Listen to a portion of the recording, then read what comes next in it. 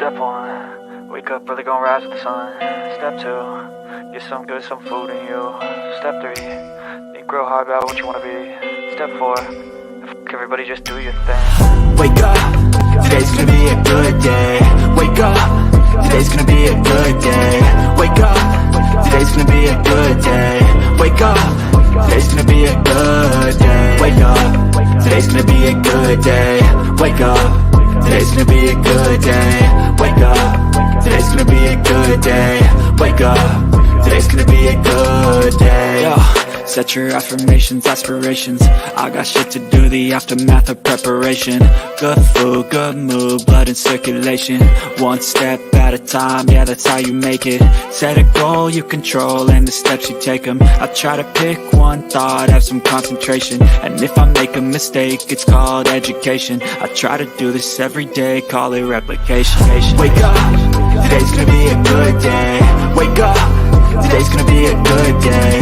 Wake up, today's gonna be a good day. Wake up, today's gonna be a good day. Wake up, today's gonna be a good day.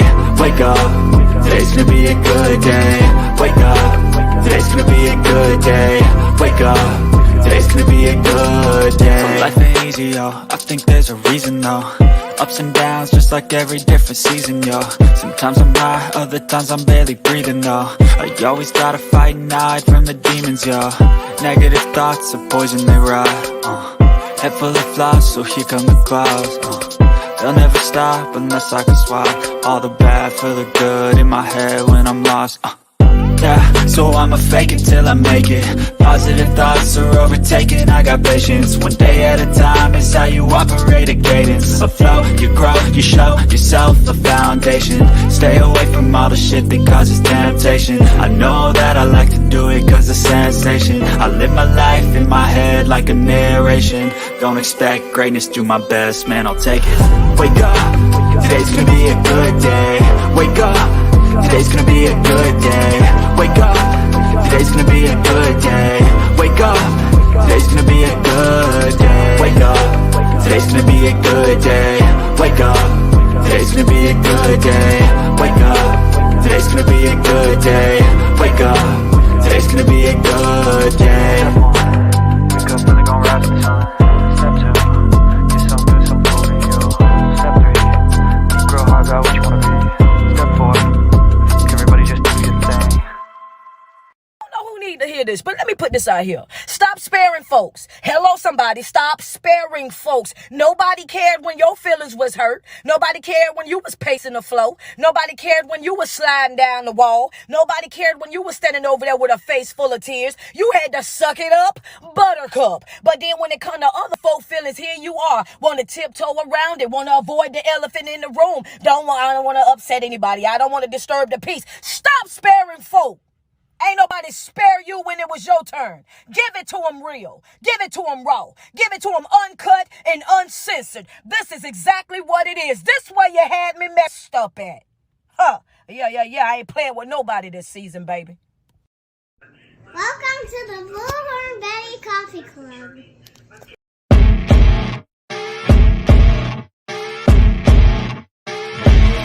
As you wake up in the morning, you want to find the latest, greatest information about criminal cases and have an intuitive conversation about the suspects associated with these cases.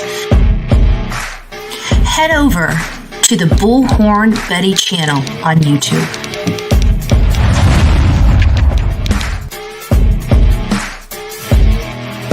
Get breaking news right here on the Bullhorn Betty channel.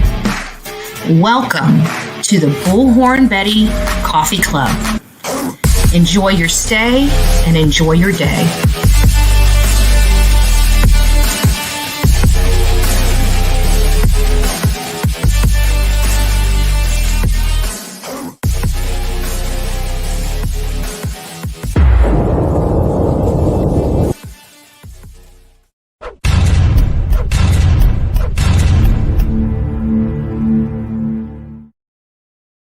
Well, good morning, YouTube TGIF. It is Friday all day, TGIF, Friday. Happy it's Friday, right? We're all, I don't know if I am, because I like work all the time. So Friday doesn't mean the same as many for my audience. You guys get a weekend of blissful nothing. You don't have to think about nothing. You only have to be here for the Bullhorn Betty channel at a ridiculously time in the morning on Saturday and Sunday. And that's it. No big deal. After that, your work is completed. Your work is complete. Tomorrow, I'm going to do a live, much like this, early. I'm going to be going over to my best friend's house, and I have to. Like, she's got me locked in, right? Because my other vape is over there. So I got to go see the bestie. I don't always see her week after week, but this is one of those important times where I have to go back to her house. Anyways, good morning, Christy Carr. Nice to see you here. First and foremost, first person to say good morning to BHB in chat. Nice to see you. Patricia Miller, M&M Racing. Hit that like button, she says. SB, good morning, Coffee Club. Well, good morning. As Steffers always says, good morning, Coffee Beans. Christina, nice to see you. Sepsis, good morning, Love Bug. And Nani McPoppins says, good morning, Coffee Club. Can Ahmad please drop the iPhone link to join? It's funny that you said that, because many of you guys know I don't know where these damn links are. If it's not for my mods, I would have no clue. So guess what? You can, after I show this video, I'll walk you through where you guys can, because I found it this morning while I was doing my work. Don't ask me where I found it. I'm going to try to find it again. But you can literally go to I'm on a computer too. I'm not on a phone. So I think there may be some differences with phones versus, I don't know. It's just Samantha. Good morning. It's nice to see you. Just dropped it for you. So it looks like Sepsis Kills did just drop it for you. So good morning. Make sure I'm not missing anything from my mods. I'm always looking out here for the mod squad. I'm awake. Nice to see you, Robert's girl. Patricia Miller. I think I already said hi to you. Cranky Pants.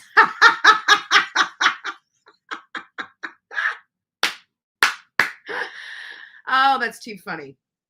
Good morning. Good morning. I think all of us could be this time of morning on a Friday. We're like, when's the day going to be over? When's the day going to be over? Is it over yet? Is it over yet? Right? Good morning, Zara. Good morning, ZA. Belinda, it's nice to see you. Robert's girl, TL. Irene, the official Nikki says, good morning, beautiful Betty. Well, good morning to you, beautiful friend. Jade. Who else do we have? We have Shelly, Manic Mama T on a Manic Friday. We'll be at Manic Monday soon enough. Oh, which reminds me, Manic Monday, we're not going to be running. I may run later in the evening, probably not, because I got a lot of driving to do on Monday. But Monday, there's not going to be a coffee club. There's just no way. I've got to get down to South Florida for something unrelated to true crime or the channel. And I'm going to be down there. I'm only going to be there for a couple hours, but it's going to take me 4 hours there, 4 or 5 hours there, and 4 or 5 hours back. So it's pretty much going to shoot my day. My day's gone. So if I have enough energy, I will try to come live with you guys on Monday in the evening. I don't even see it being the afternoon, because I'm not leaving there until well after 11. And then 4 or 5 hours, that puts me right about 5 or 6. So if I've got the energy, we will come live, but it'll be later in the evening on Monday. I'm sorry about that. I was expecting this to happen on February, what might actually be February 11th. It was February 11th through February 13th, and I think it falls right on, I don't even know what day it falls on. I know it wasn't the date that it's supposed to be. That's what I know. So, 13th. So I had the window of the 11th through the 13th. It's happening on the very last day that I had the window on. Thank God. Also, by next Friday, I will be leaving here. So Saturday, I'll probably do a live Saturday, Sunday. But again, no, it wouldn't be Monday. It'd be Tuesday. So Tuesday, nope, Monday, this 20th. So Monday, I'll be live probably in the afternoon. Before I get on the road. I've got to be back here, so I'll probably be there from Oh heck, I'll probably leave on the 18th. So when I get to the hotel and everything, I'll pop up and do a live. But the 18th through like the 21st, 22nd is going to be a little, hit and miss. We're not going to have scheduled scheduled lives. As many of you guys know, I'm on the campaign to help our children. I am trying to at least plant the seed for some kind of new changes for the children. Mine is the centralized database. And I wish I had somebody that could give me a rough draft of my centralized database, but I don't know, computer programmers. I don't know them. I don't. If anybody knows some computer programmers, let me know. I mean, I'd like to have a demo product, right? But just some kind of animation of what it could do would be nice. But it's right now. I'm just pitching the idea. Nothing really formal. I'm bringing a lot of material, a lot of education material about the system, about the statistics. More importantly, that Brown's University study that says, 485 children, die at the hands of their parents every single year. Some people dispute those numbers and try to say it's like 2,000. I'm sorry, but I'm going to trust a university study as opposed to some oddball something in Google. It was an actual study that was done by Brown University. So, that was completed in 2019. And I have to believe that by 2023, it's been 4 years since that study was conducted. And definitely there's got to be more than that. But that still shows that we're losing a child at the hands of their parents, at least more than one per day. It's not 2 per day. It's not that on average, it's more than 1 a day.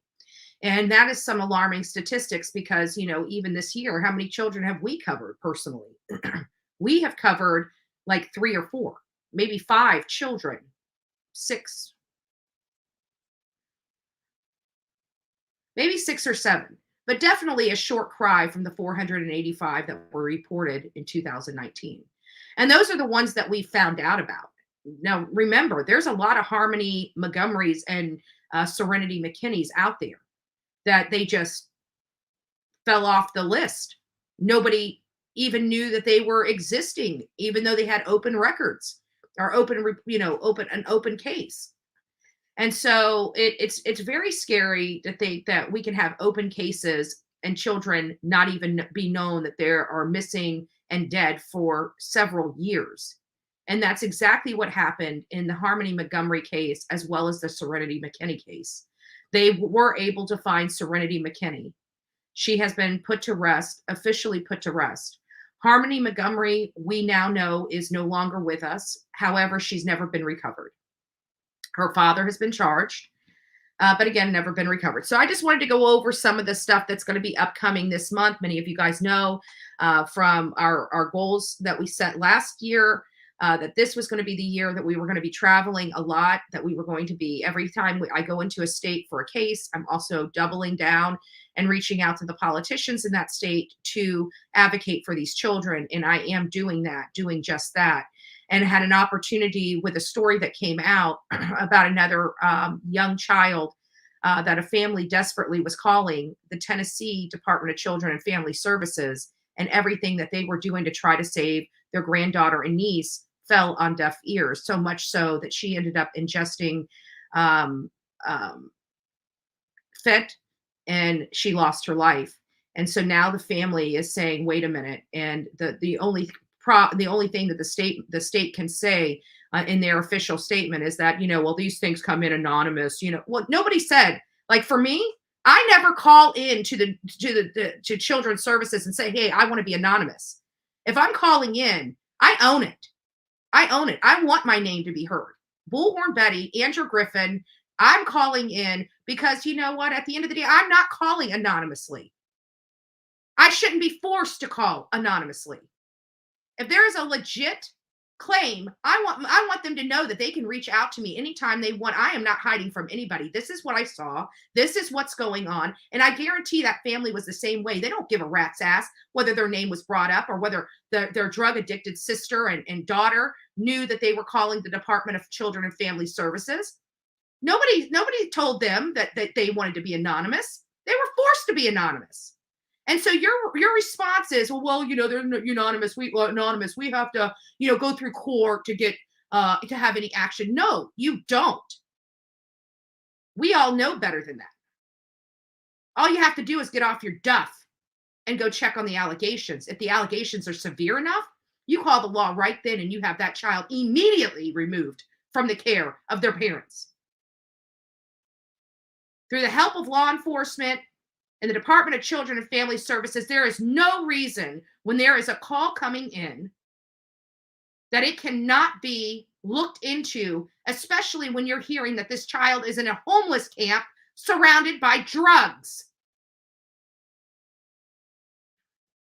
Get a little hot under the collar when I start talking about this. Well, there's an attorney that is representing that family with the state of Tennessee. And so I reached out to him.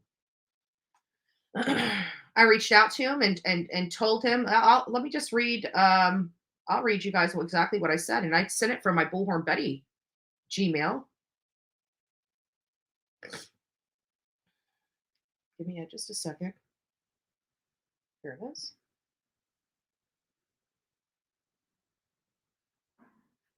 This is sent. Oh, some means I sent it before this one. Where is it?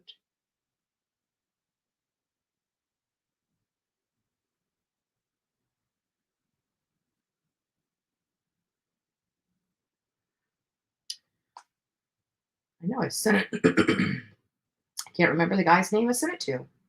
There it is. And I'm going to try to keep the name of the child out of this because I don't need. So it says, my name is Andrew Griffin. I'm a commentator for the Bullhorn Betty channel on YouTube. I covered the Summer Wells case in Tennessee. I covered the Summer Wells, Tennessee case and Harmony Montgomery case in New Hampshire, which opened my eyes to the failure of child welfare. These are two cases of many. I've been traveling the country, bringing awareness to the alphabet soup of child welfare scattered across this country. I've been meeting with politicians in every state. I go to pitch the idea of a centralized database. Right now, there is no forced cooperation from state to state. This is a database that will help so children. I think I met so many children that are help children help so children aren't lost in the system, and promote a healthier environment for social workers because they can see notes from all the states on a particular case and will know if there is a violence, drug history, or sexual or SA, etc. It will notify counties and states if someone that has an open case moves in their community. I realize this wouldn't help your client's situation, but it might. We need to force this enterprise to check these complaints called in.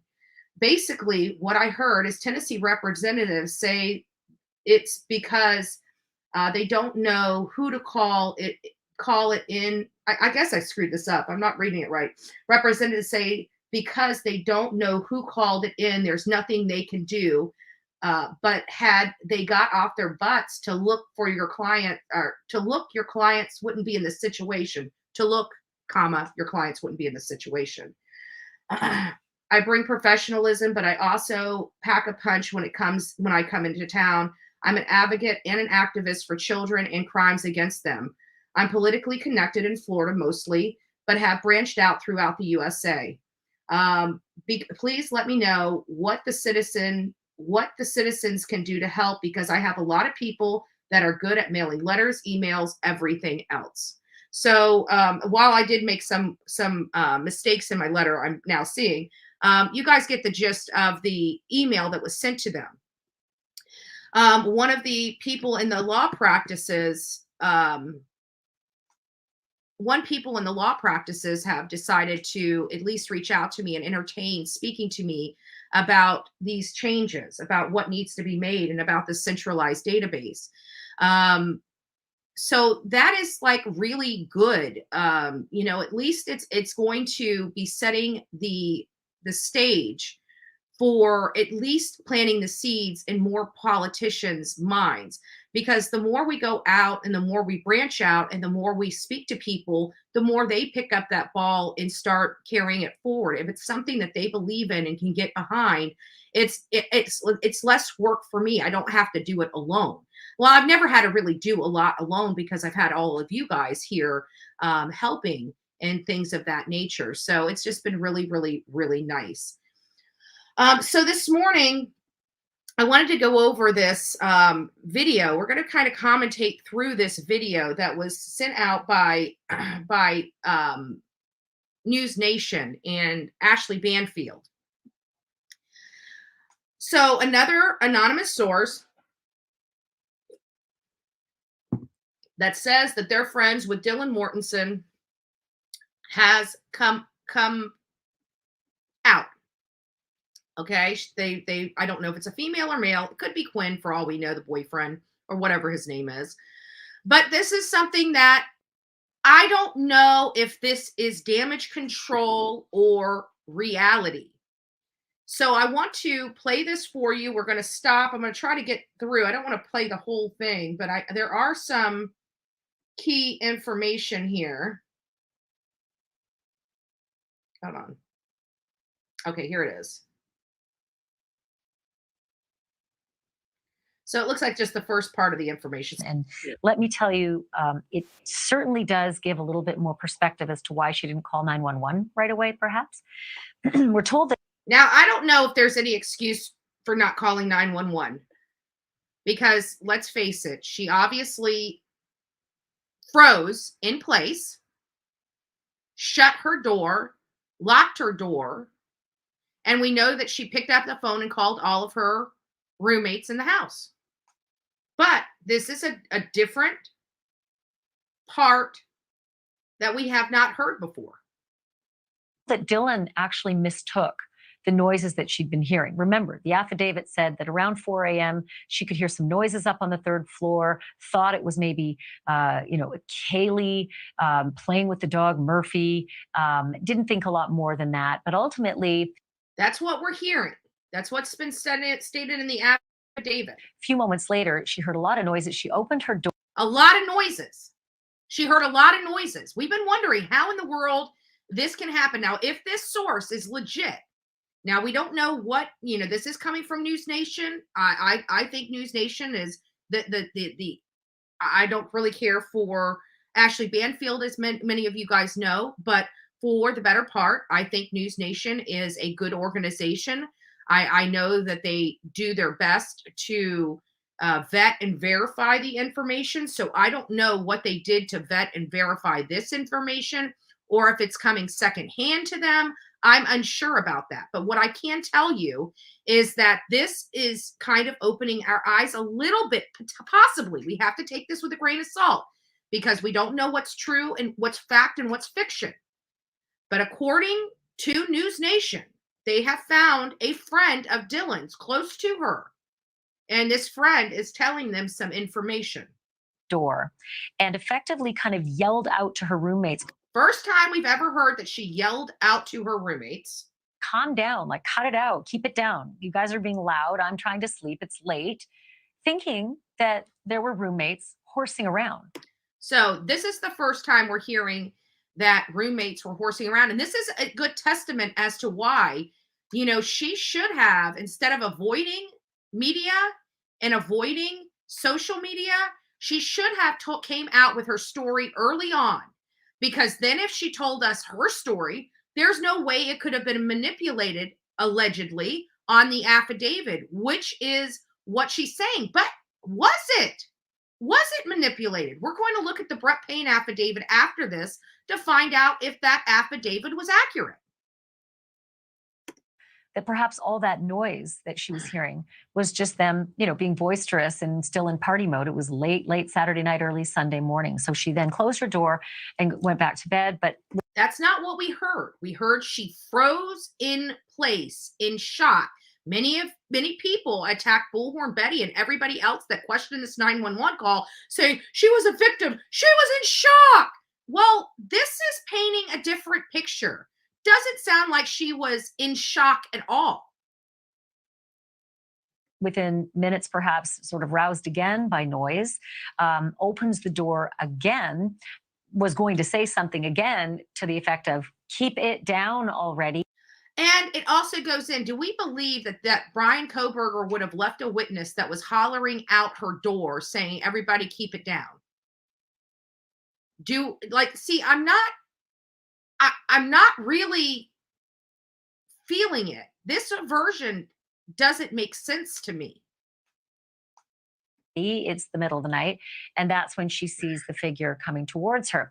Now, this has been a big bone of contention for a lot of people. Why, if you saw some shadowy, terrifying figure walking towards you, would you just close your door and go back to bed and not call the police? And the characterization to the source who spoke directly with her after the murders is... So this is a source that apparently spoke with her directly after the murders. Is it a friend? Who is this? And who's speaking? I'd like to know who the source is. That she didn't think that figure was anything other than just part of the horsing around. Maybe part of the horsing around. You got a man in your house in clad black, covered his face with all black, hearing whimpering coming out of a room. And she just thinks it's horseplay. One of the partiers, maybe somebody who was a friend of one of the other roommates that was making all the noise. But it, startled her nonetheless to see a man in the middle of the night, dark, walking towards her. Thank you for watching. Go to newsnationnow.com to... We're going to come back to this. We're going to come back to this because now we have the affidavit of Brett Payne. Let me see if I can put this up a little bit bigger. See if I can. Hold on. Let me see if I can enlarge it. So it's enlarged on my screen, but won't enlarge on your screen. Let me see if I can. Hold on. Now that we're done with that, let me end this screen because I want to enlarge this screen. Hold on a second. Let me. Some days, what can I say? There we go. Now it's bigger. There we go. So we're going to go down to where it talks about DM.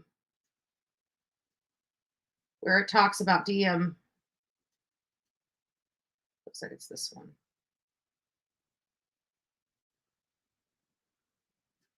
Oh, this is the one that has the second page. Hold on, let me move this over to the second page. So it's at this. Where's my page 3?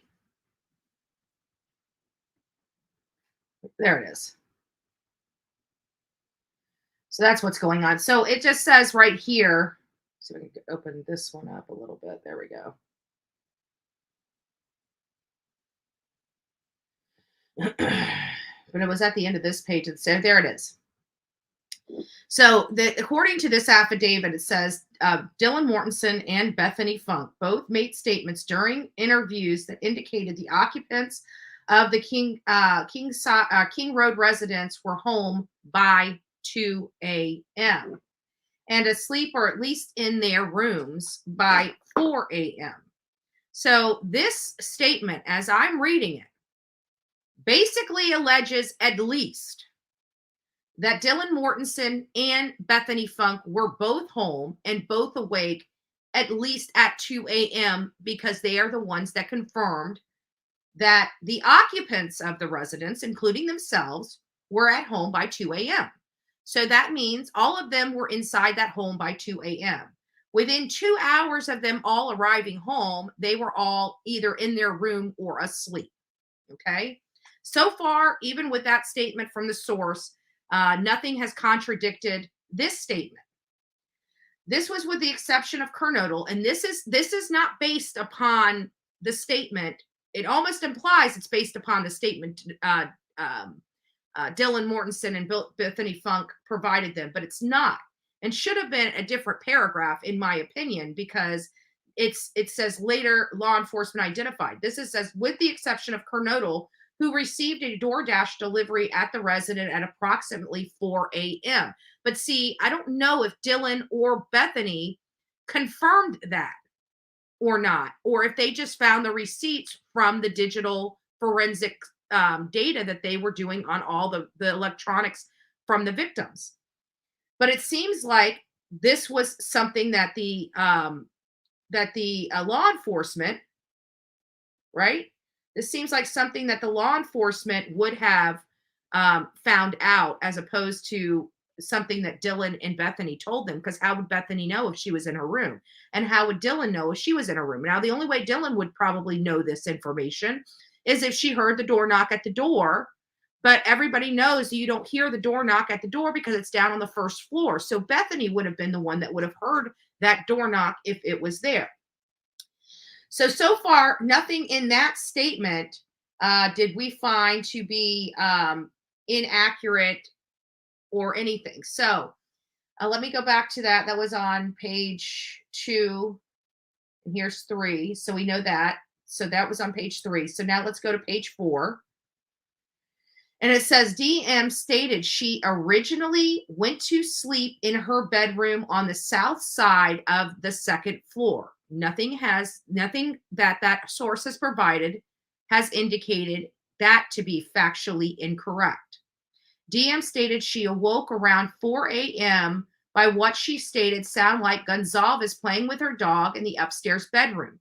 So far, this source reportedly corroborates that information, which were located on the third floor. A short time later, DM stated she heard what she thought was Gonzalez saying to the effect, "There's someone here." Now, the source for Banfield, for News Nation, never discussed that. Never discussed that.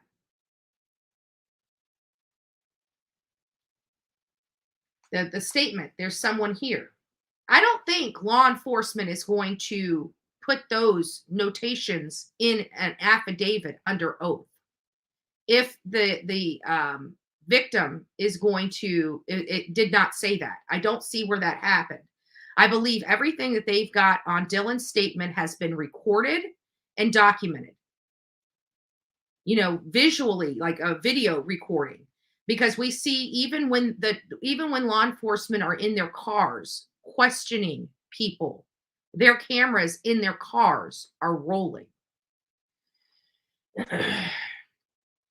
A review of records obtained from the forensic download of Kernodle's phone show that Kernodle, as her cellular phone indicates, she was awake and using TikTok at approximately 4:12 in the morning. There's nothing in that statement from that source for Dylan Mortensen that disputes that. They didn't even address that. Dylan stated she looked out of her bedroom but did not see anything when she heard the comments about someone being in the house. So she heard the comments about somebody being in the house. She opens the door. Nobody's there. And so Dylan stated she opened the door a second time when she heard what she thought was crying coming from Kernodle's room. So she looked out her bedroom door one time, according to this statement. This is where the contention happens between the first or the source and this statement. This is the area that they're saying is factually incorrect, because this statement is saying DM stated she looked out her bedroom door and didn't see anybody when she heard the comment about someone being in the house. It says it right here. Right there. Then it states DM stated she opened her door a second time when she heard what she thought was crying coming from Kernodle's room. This doesn't sound like horseplay to me. And again, I have to believe that this statement was prepared after review of the recordings that they had received from the interview that they had with Dylan Mortensen. That's what I have to assume, because I don't know any law enforcement agent that's going to go out of their way to lie under oath on an affidavit. They can be held to the same standard as everybody else. And I don't know that they would want to lose their ability to testify in the matter or to be called a liar in the matter. When she heard crying coming from her, then DM says she then heard a male's voice say something to the effect of, "It's okay, I'm going to help you." At approximately 4:17, the security cameras located at 112 King Road a residence immediately northwest to 112 King Road, picked up a distorted audio of what sounded like voices or whimpers, followed by a loud thud. So this recording, this digital evidence that they have, corroborates the statement of Dylan Mortensen. This up here. So now they're saying that this isn't true. She just thought they were horse playing. She was never frozen. Let's keep reading. Let's keep reading. DM opened her door the third time after she heard crying and saw a figure clad in black and a mask that covered the person's mouth and nose walking toward her. She describes the figure as 5'10" or taller male, not muscular, but athletically built with bushy eyebrows. The male walked past DM as she stood in a frozen shock phase. This is not indicative of her opening her door, hollering out, because it sounded like the reason why maybe he went after Kernodle is one, she was a target, or because he heard her open the door and get a DoorDash, and maybe it wasn't Kaylee that said somebody was here. Maybe it was actually Xana going back into her room to tell Ethan she believed somebody was there. Maybe that's why Ethan stepped out of the room. And maybe that's where he was attacked. I mean, we don't know. We know Xana was the last to die. Now let's go back over to that video and listen to what they say happened. Because quite frankly, this seems like damage control to me, because I know how law enforcement affidavits work. And I don't see this Brett Payne violating his oath of office and literally making up facts and statements. Because at the end of the day, they never said she identified Brian Kohberger as being the assailant. It was never in this affidavit that she identified him. And this affidavit is this source is basically alleging that she just stated what she stated to appease law enforcement because she knew that's what they wanted her to say. I find that odd. Perhaps. We're told that Dylan actually mistook the noises that she'd been hearing. Remember, the affidavit said that around 4 a.m., she could hear some noises up on the third floor, thought it was maybe, Kaylee. But that's not what she did say. She thought Kaylee was playing with her dog, but it's everything else after that. She never opened her door for the dog. She opened her door according to the affidavit. Let me pull this affidavit back up. Where is the Brett Payne? Did I shut it down? Hold on. There it is. She stated,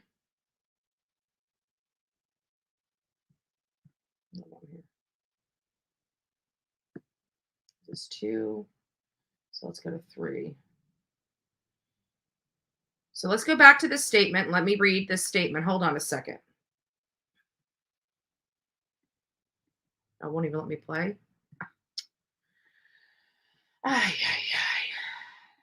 is making it so darn difficult, isn't it? Okay, let's go back. She could hear some noises up on the third floor, thought it was maybe, Kaylee playing with the dog, Murphy.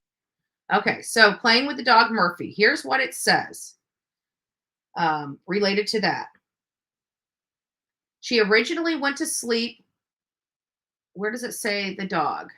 Upstairs on the third floor when she thought she heard. No, that's after. Hold on.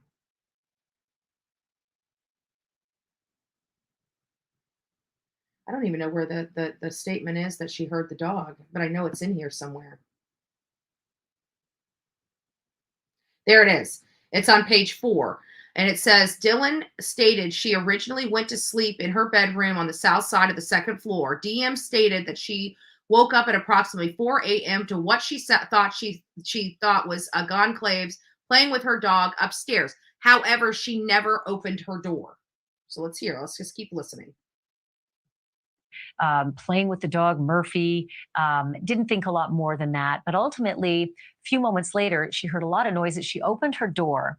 There's no statement that says she heard a lot of noise. What she did hear is DM stated she looked out her bedroom door but did not see anybody when she heard the comment about somebody being in the house. There's nothing about a lot of noise.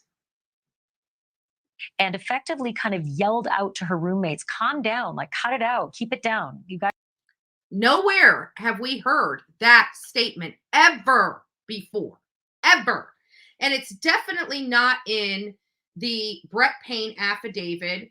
And the Brett Payne affidavit said DM stated she looked out her door but didn't see anything when she heard the comment about someone being in the house. Not a lot of noise. Not a lot of noise. Just because of the statement somebody was in the house. DM opened her door the second time when she heard what she thought was crying coming from Kernodle's room. Now, we definitely know that there is that security camera that picked up at approximately 4:17. That's merely 5 minutes after she was allegedly on TikTok saying, hearing crying or whimpering. Could hear whimpering. So the recording from across the street, from 50 feet away from Kernodle's room, is corroborating Dylan Morton's statements that there was whimpering followed by a loud thud. So it doesn't sound like she's hearing a lot of insequential information. The statement she made to law enforcement is corroborated by a video or security camera 50 yards from or 50 feet from Kernodle's room. So this is what I'm saying. I believe that whoever this source is playing damage control because people don't understand why it took 8 flipping hours for the girl to call law enforcement. So now we're hearing an alternative reason as to why that happened, but it doesn't make any sense from what we know. So let's keep going. Guys are being loud. I'm trying to sleep. It's late. Thinking that there were roommates horsing around. Horsing around. You just said when the guy walked in the affidavit, when the guy walked back, you were frozen in fear. I don't believe this. I don't believe this source. That perhaps all that noise that she was hearing was just them, being boisterous and still in party mode. It was late Saturday night, early Sunday morning. So she then closed. And we have a lot of corroborated information that they don't party that late into the night. Just to inform the people out there, I have corroborated from the neighbors that I could speak to out there that, yeah, they did have a party house. Yes, it got loud at times, but typically they closed the parties down around 10, 11 o'clock at night. Very rarely did they have parties or, all this stuff, commotion going on at 4 o'clock in the morning. I don't know if I found anybody that could corroborate that they were partying inside their home until 4 o'clock in the morning. But I definitely know by 2 neighbors, they said, yes, we could hear noises coming out there. Yeah, they have, music going. But, compared to the other people in the neighborhood, they were better, is what I was told. Was what I was told by a resident. And I think it was Jeremy that actually told me that when we were interviewing Jeremy, one of the neighbors. And he basically said, yeah, I hear noise and music and stuff coming out of their house. It is a sorority house, blah, blah, blah, blah, this, that, and the other. But for the most part, they piped it down. They didn't go all night. That was definitely the sentiments that I was receiving from other people. So this idea that this was a party house and that they were they regularly partied from 2 to 4 o'clock in the morning is absolutely untrue.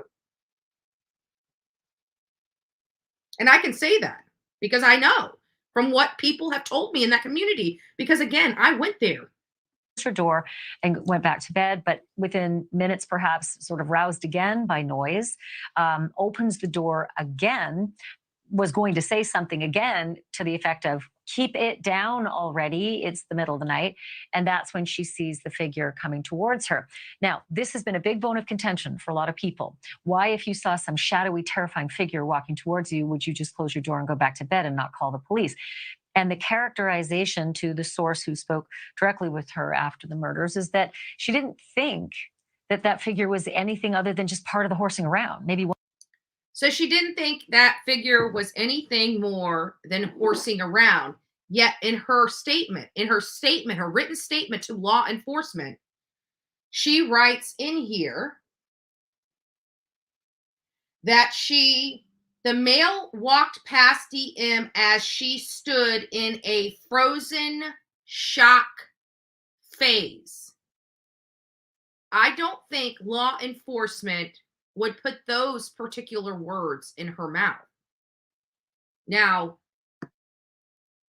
I know that law enforcement has deceived us publicly, but I don't know any law enforcement stupid enough to try to deceive a court.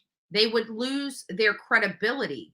This would be major for their case, especially if it's the lead detective in the case filing erroneous affidavits on the surviving roommate's behalf. There are huge consequences for things like that.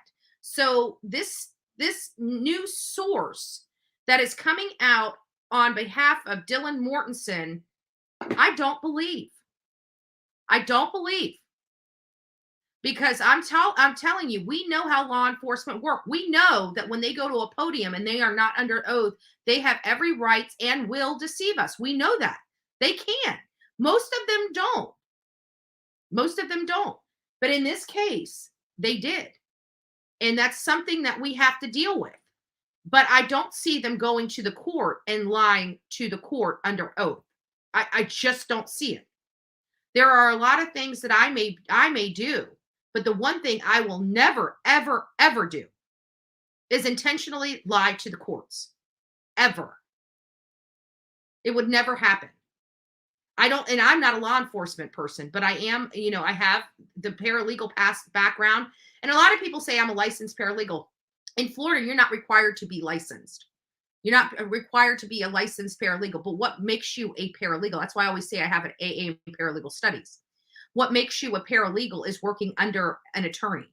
So you have legal assistants and paralegals. Paralegals are typically have an education in some type of degree in paralegal studies.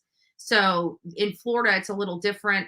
We do have voluntary registration, but I've never needed to register my license or get licensed or have additional credentialing for the work that I did here, because I did pretty much the same stuff. I did discovery, it's the same kind of stuff, processing it, reviewing it, doing memorandums based upon it, things of that nature, identifying it, indexing it, and evaluating it. So it's one of those things, but I never had to be licensed. So just to clarify that, so people make sure that they're right. In some states, you are required to be a licensed paralegal. That means you have to go through additional training. You have to, well, not necessarily additional training. It's more in line with fees. You kind of get the credentialing from paying your fees. It's a racket. So here in Florida, we don't do that. So, but I did work under attorneys. The only way in Florida you can classify yourself as a paralegal is working under attorney. So technically my paralegal identity was removed when I stopped working for the attorneys. But it doesn't take my education away, and it doesn't take my experience away. So just to clarify that for you guys. But even me, I would never lie under oath. I don't see any law enforcement lying under oath. It seemed like Brett Payne, in all reality, is more of, I wouldn't be surprised if the man has military background in him. He looks like a military guy. He may not be, but he looks like it.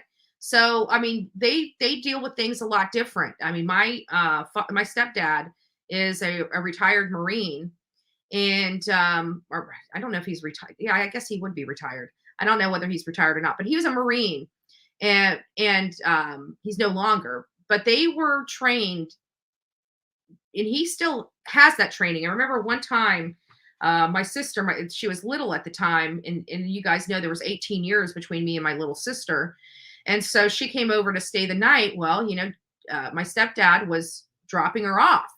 What does he do when he drops her off? He comes in the house, and even though he doesn't own this house, right? He comes in the house and he walks through the entire house to make sure it's clean, to make sure there's nothing there that's going to injure my little sister.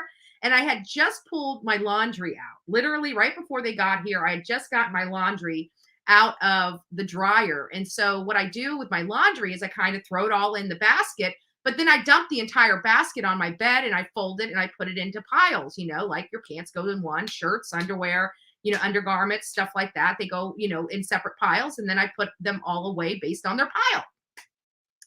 But I had just dumped this basket of laundry on my bed. So he's coming through my house, making sure that the house is clean and fit for my my little sister to stay in.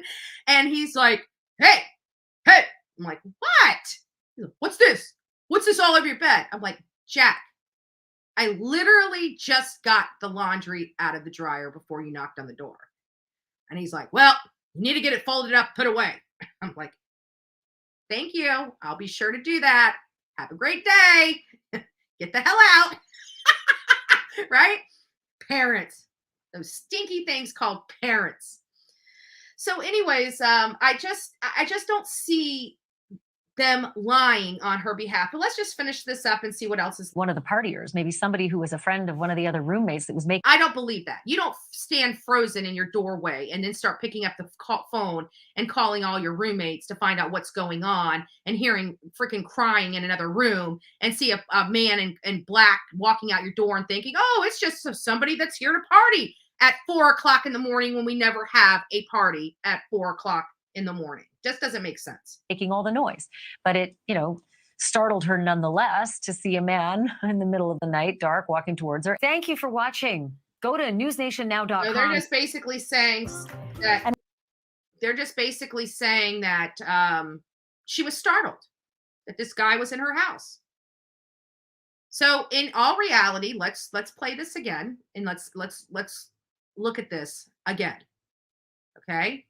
So that means that Dylan did go back to sleep, that she did shut her door, that she wasn't petrified, that she heard her roommates across the hall whimpering and thought nothing of it to go check on them and decides just to close her door and do nothing. I don't know if this statement from her friend helped her. It surely did not help her in my book. And actually paints even a worse picture in my book. But one of the things that was said up front is that Dylan Mortensen was newer to the house and apparently didn't want to cause a commotion. I don't know what people are teaching their kids, but if you're teaching your kids to worry about. Okay, let me go over here. Hold on.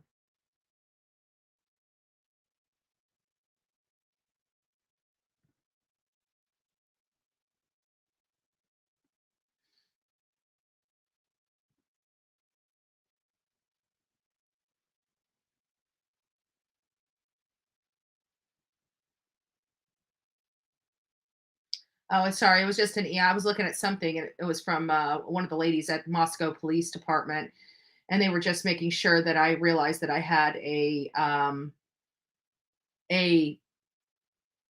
refund, which I already told everybody about the refund, the $35 that we got back from Mascow. Just Samantha, I hear that I haven't seen an email come in from you. Just FYI, I haven't seen it. So thank you for the people that were keeping me informed. I didn't So I have not seen it, unfortunately. I haven't seen the email. Oh, there, never mind. It just came in. Let me see what this one.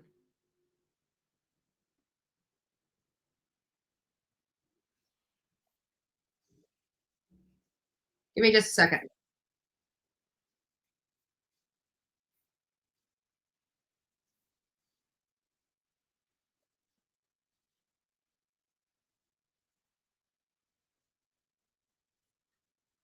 Oh, and so this the other thing that she said was that she felt that law enforcement threw her under the bus. That law enforcement threw her under the bus. And when I heard that, I'm like, I don't think law enforcement threw anybody under the bus. Now, I think they're probably just dumbfounded like the rest of us, saying, so all these things were happening inside your home and you didn't bother calling law enforcement, and they're having to clean up this mess. I don't think she was thrown under the bus. I think people are scratching their heads saying, what the hell? I think law enforcement is, I know we are. I mean, a few of my audience have the bleeding hearts and, always want to find excuses for people's behaviors, but I don't. I am in the world of reality. I was just trying. I will try. I got it, just Samantha. I'm listening to it now. And this was one that was done 4 weeks ago, and it says feds threw Dylan Mortensen under the bus. I don't think they threw her under the bus. I think she threw herself under the bus. Like, who the hell waits 8 hours? All these things going on in the house. There's no way. I'm sorry. This source from Banfield, to me, sounds like it's damage control, because it does not look good for Dylan. She has put a lot of time and doubt in the mind. This is going to be contentious when it comes to the trial. Because of Dylan's actions, this is going to be more about her and Brian Kohberger than the victims. Believe me. They're going to have to set the foundation and get the evidence admitted, just like they're getting in Alex Murdaugh's case. If you guys are not watching Alex Murdaugh's case, you should. We actually have a pretty good time over in the chat when we are doing, how many people, by a show of hands, it's like we got about 500 people in here right now. How many? I know we only have about 200 that attend that 8-hour trial, but by a show of ones, who in this chat actually watched the trial with me during the day? And if you watch the trial with me in the day, tell people. I mean, we do have some fun in that. We talk about a lot of different perspectives as they are, going through the case with the witnesses and things of that nature. Yeah. Oh, good. Yeah, and we actually have fun. I mean, it's been very interesting. Like, we're all like yesterday, for example. Yesterday was, the reality of how much money he actually stole. This goes right in line with the motive of the state saying, hey, this guy was in financial straits. It was because of his son's boating accident. Next thing you know, son and mom are gone.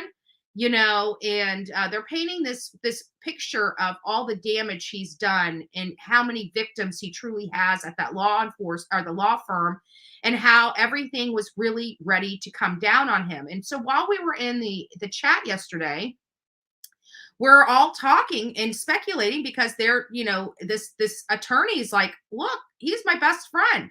I never knew he had a drug problem. And I'm sitting there, and we all started thinking, wait a minute. He's saying he had a drug problem. This is why he's stealing money. Then we're starting to look at how much money it is. And we're like, wait a minute. If this guy did this many drugs, this type of drugs, and this much money worth of drugs, he'd be dead. He wouldn't be here. He would be gone. And so then we started snowballing from there. And it's like, wait a minute. That means he's got money somewhere. So then we started talking about,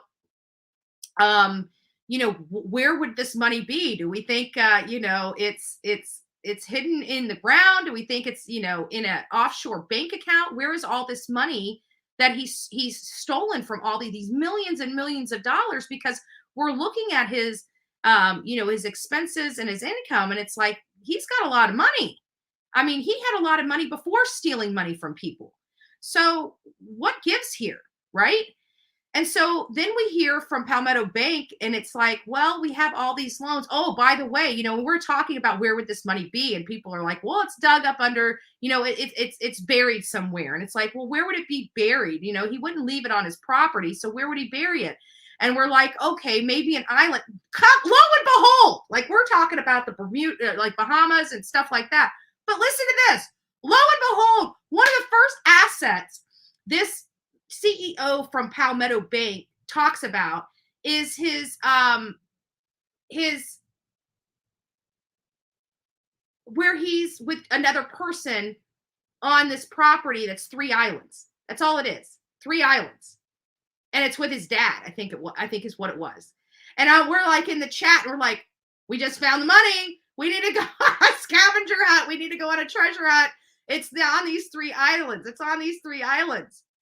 So we're sitting there talking about, but we're talking about, having a treasure hunt, getting some girls together and going for the treasure hunt and trying to find this sunken treasure or hidden treasure out there on the 3 islands. So, I mean, we do have a little fun with it, but, at the end of the day, this money, to me, feels like it's somewhere. I think this whole drug thing is a red herring. I think that's what he just told the people to garner sympathy from him. Because if you look at all this money, to me, there's no way this man stole it.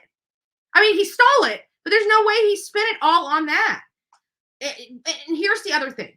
He could have spent that kind of money if he had a whole bunch of people doing it with him. Right? If he was carrying, say, Uncle Eddie, cousin Fred, and they were all just sitting around in a squat, a trap house, yeah, you could probably spend that money with a lot of different people, but just one person and nobody knew, like literally nobody in his life knew he had this dependency problem. Nobody. And then we find out cousin Eddie received $620,000 from Alec Murdaugh and something. I don't know if he was laundering money through cousin Eddie or what, but $620,000 what cousin Eddie had received over the years. Now that I could see over the years, that being a drug debt, but definitely not to the tunes of millions and millions of dollars. That would be more reasonably understandable. So anyways, I was just painting a picture that if you're watching the Alex Murdaugh trial, you might as well come over to the Bullhorn Betty channel and watch it with us, with friends, because in the chat we start speculating. We're talking about stuff, and so far everything's been pretty positive in the chat room, even though we can't bring it up and talk about it live. On our lunch break today, I'm going to open up the phone line so the people can talk about what they think of the first half. It's getting pretty intense right now. We have Mark Tinsley up. He's in the hot box. Mark Tinsley is Mallory Beach's attorney. He's talking about how he was putting the squeeze on Alex Murdaugh, going after him personally, going after his personal finances. Going after his properties. He was going after $10 million of what Alex Murdaugh was about to have to pony up out of his own pocket. Yes, his own pocket. 10 mil. That's what they were asking for. And he only had about $500,000 in insurance that they could pull from.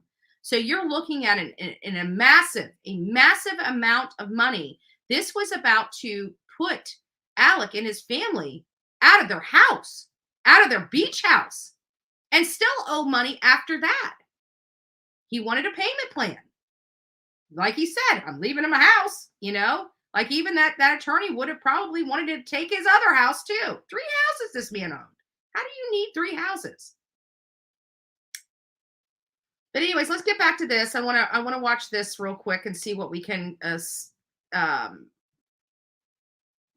see on this one here. So this one's about her going under the bus, getting thrown under the bus too. But I want to see if I can get a little bit past all the commentary. But we'll just. So my girlfriend is. Yeah. So let me just get back past the. Or any of that. None of that is accurate. In fact, when we try to console Dylan after the incident, she's the one that was laughing at me and my girlfriend and I, talking about we're so weird. and we tried to give her a hug and stuff. So she's still the same old Dylan. She's had a rough life, grown up. She's been through a lot. So this sounds like a person that must be close to Dylan and her family. She doesn't have PTSD and didn't suffer any trauma. There you go. Boom. No PTSD, no freaking trauma. You hate trolls. Eat it. You were wrong again. Wrong, wrong, wrong, wrong, wrong. Nothing wrong with this chick. She's just had a rough life like many of us have. The incident that night, and what I'm referring to with the feds actually put a lot of words into her mouth that. So this person is saying that the feds put a lot of words into her mouth. Feds are not typical of doing that.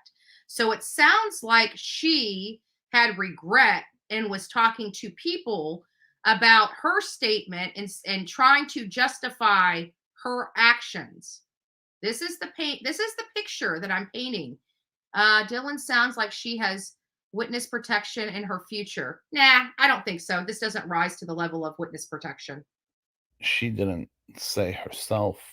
What rises to witness protection is that her life is physically and immediately in harm's way. And witness protection typically only lasts until you go to court. Only in rare occasions does it survive after court.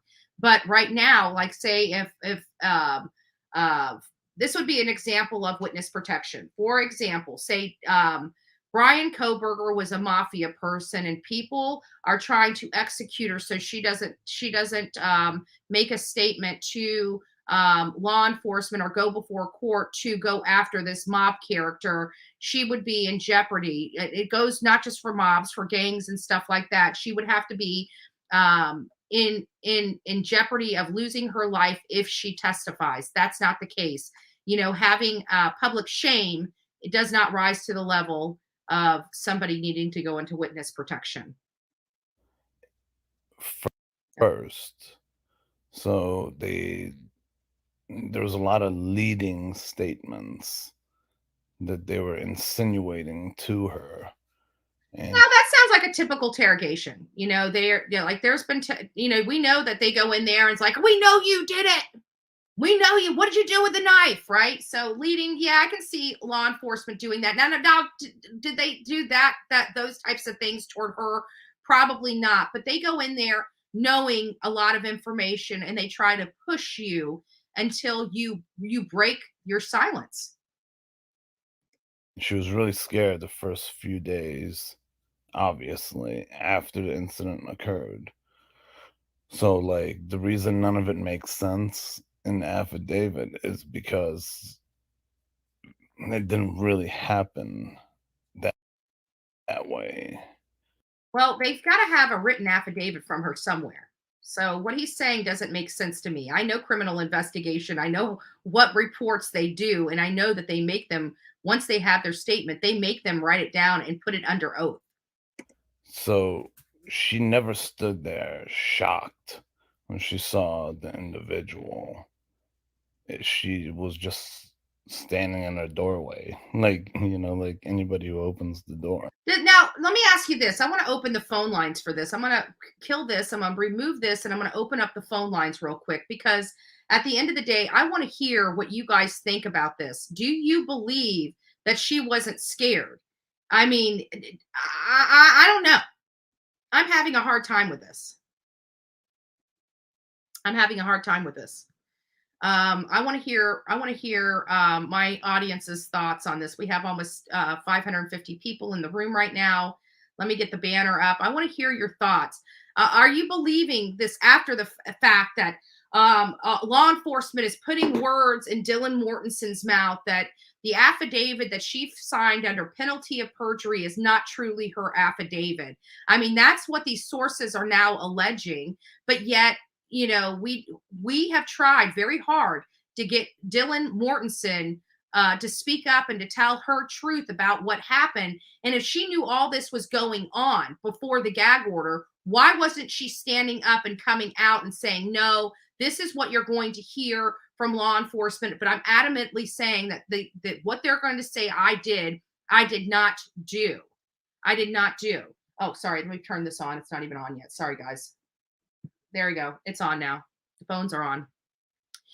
But I'm curious about this because I don't believe the sources. Even this guy here explaining, I believe what he's explaining, he was told. I believe he sounds like he's not, I don't hear deception in his voice, but I'd like to hear Dylan make these statements. So he's saying that she has no PTSD, she has no trauma, that this guy, this strange guy in her home that she's never seen before, didn't worry her one bit.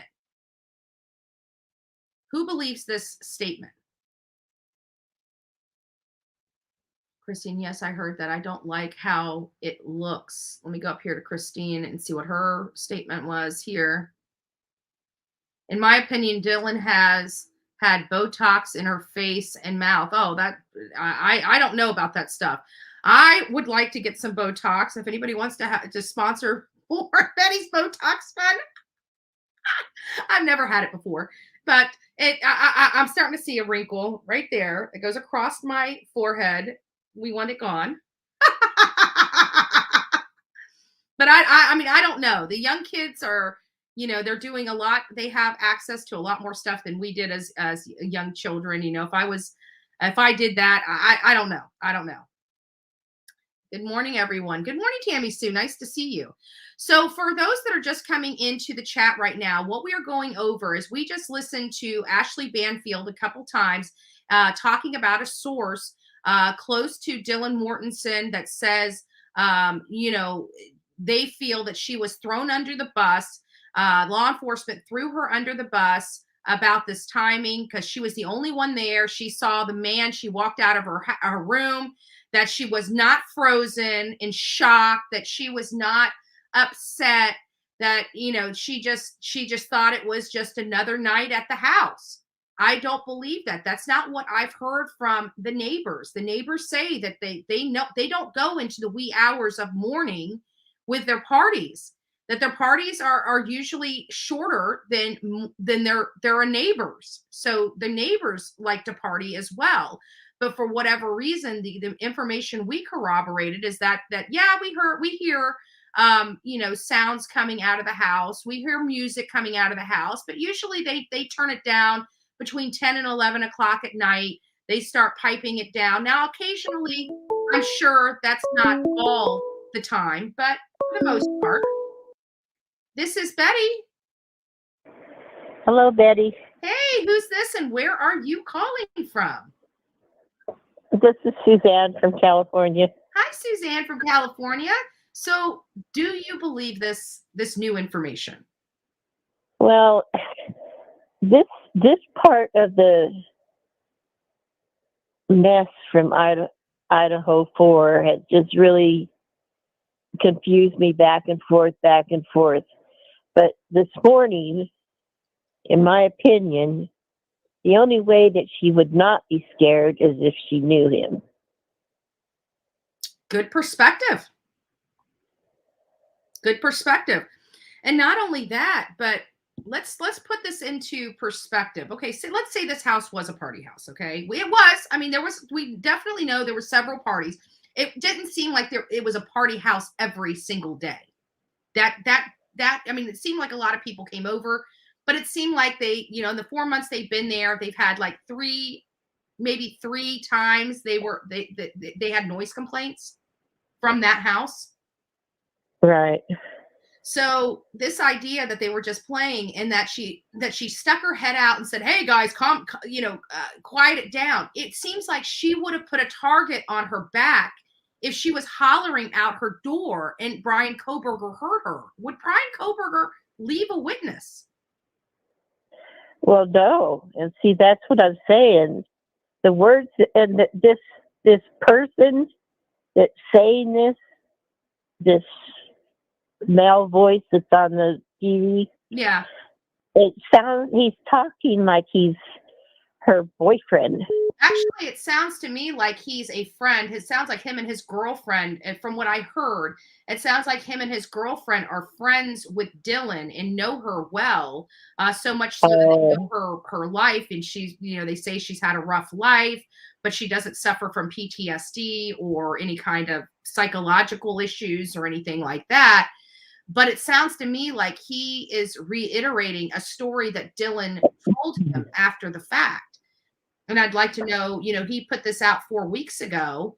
And it seems to me that this was, maybe she was concerned after the truth came out from law enforcement that this is not going to look good for her. And she's now saying, oh, this didn't happen. But I don't see law enforcement filing affidavits under oath saying this is what they were told. Right. That's where it starts getting confusing to me. Because the truth for her is probably in between. Yeah. And like I said earlier, now the party thing, the only red flag I'm getting from that is they had people in that house that they didn't even know. Yeah. So. Well, in some senses, yes, but I think it was kind of one of those things where if they didn't know someone, it was probably because somebody brought somebody with them. I don't see these girls. I mean, it seemed like they hung around the same people. Like Hunter seemed to always be there. It seemed like they at least knew the main people that were always there. Well, they might have been saying that they weren't there and they were there, but they didn't want to come talk to the police. So yeah, because it did look like Bethany was the one that answered the door, and they were saying that nobody in the house lives here. Another time, Zaina answered the door. And then another time, Kylie. Is it Kylie? Yeah, that was when they were in the back. When Kylie answered the door. So yeah, so that could be explained. Mm-hmm. But the being scared and then not being scared. Yeah. The only way that makes sense in my head is that she knew him. And I don't mean knew him. I mean just knew him. Knew him and wasn't terrified from him or by him at all. Right. What do you think the reason why all this stuff is starting to come out? She had to have known what she put in her affidavit. She had to have known that it would come to light at some point. If she felt she was being thrown under the bus, or this gentleman that's describing how they were putting words in her mouth. How many times has media and social media reached out to her for her statement? If she felt that way, why did she start coming out and saying, look, when I was in that interrogation room, they put a lot of words in my mouth. I filed an affidavit because I thought that's what they needed me to do. Why didn't she come out and say that? Why is it after the fact, after this affidavit came out, which is based upon affidavits, I'm sure that she provided to law enforcement, or they had her recorded saying? Well, I can understand her being scared in that sense, because this man murdered 4 people. Right. So I could understand her being scared in that sense. That's probably why she had her friends come out and tell. I'm not going to say the whole truth because I don't believe that. It's somewhere in between. Yeah. But as far as this news, I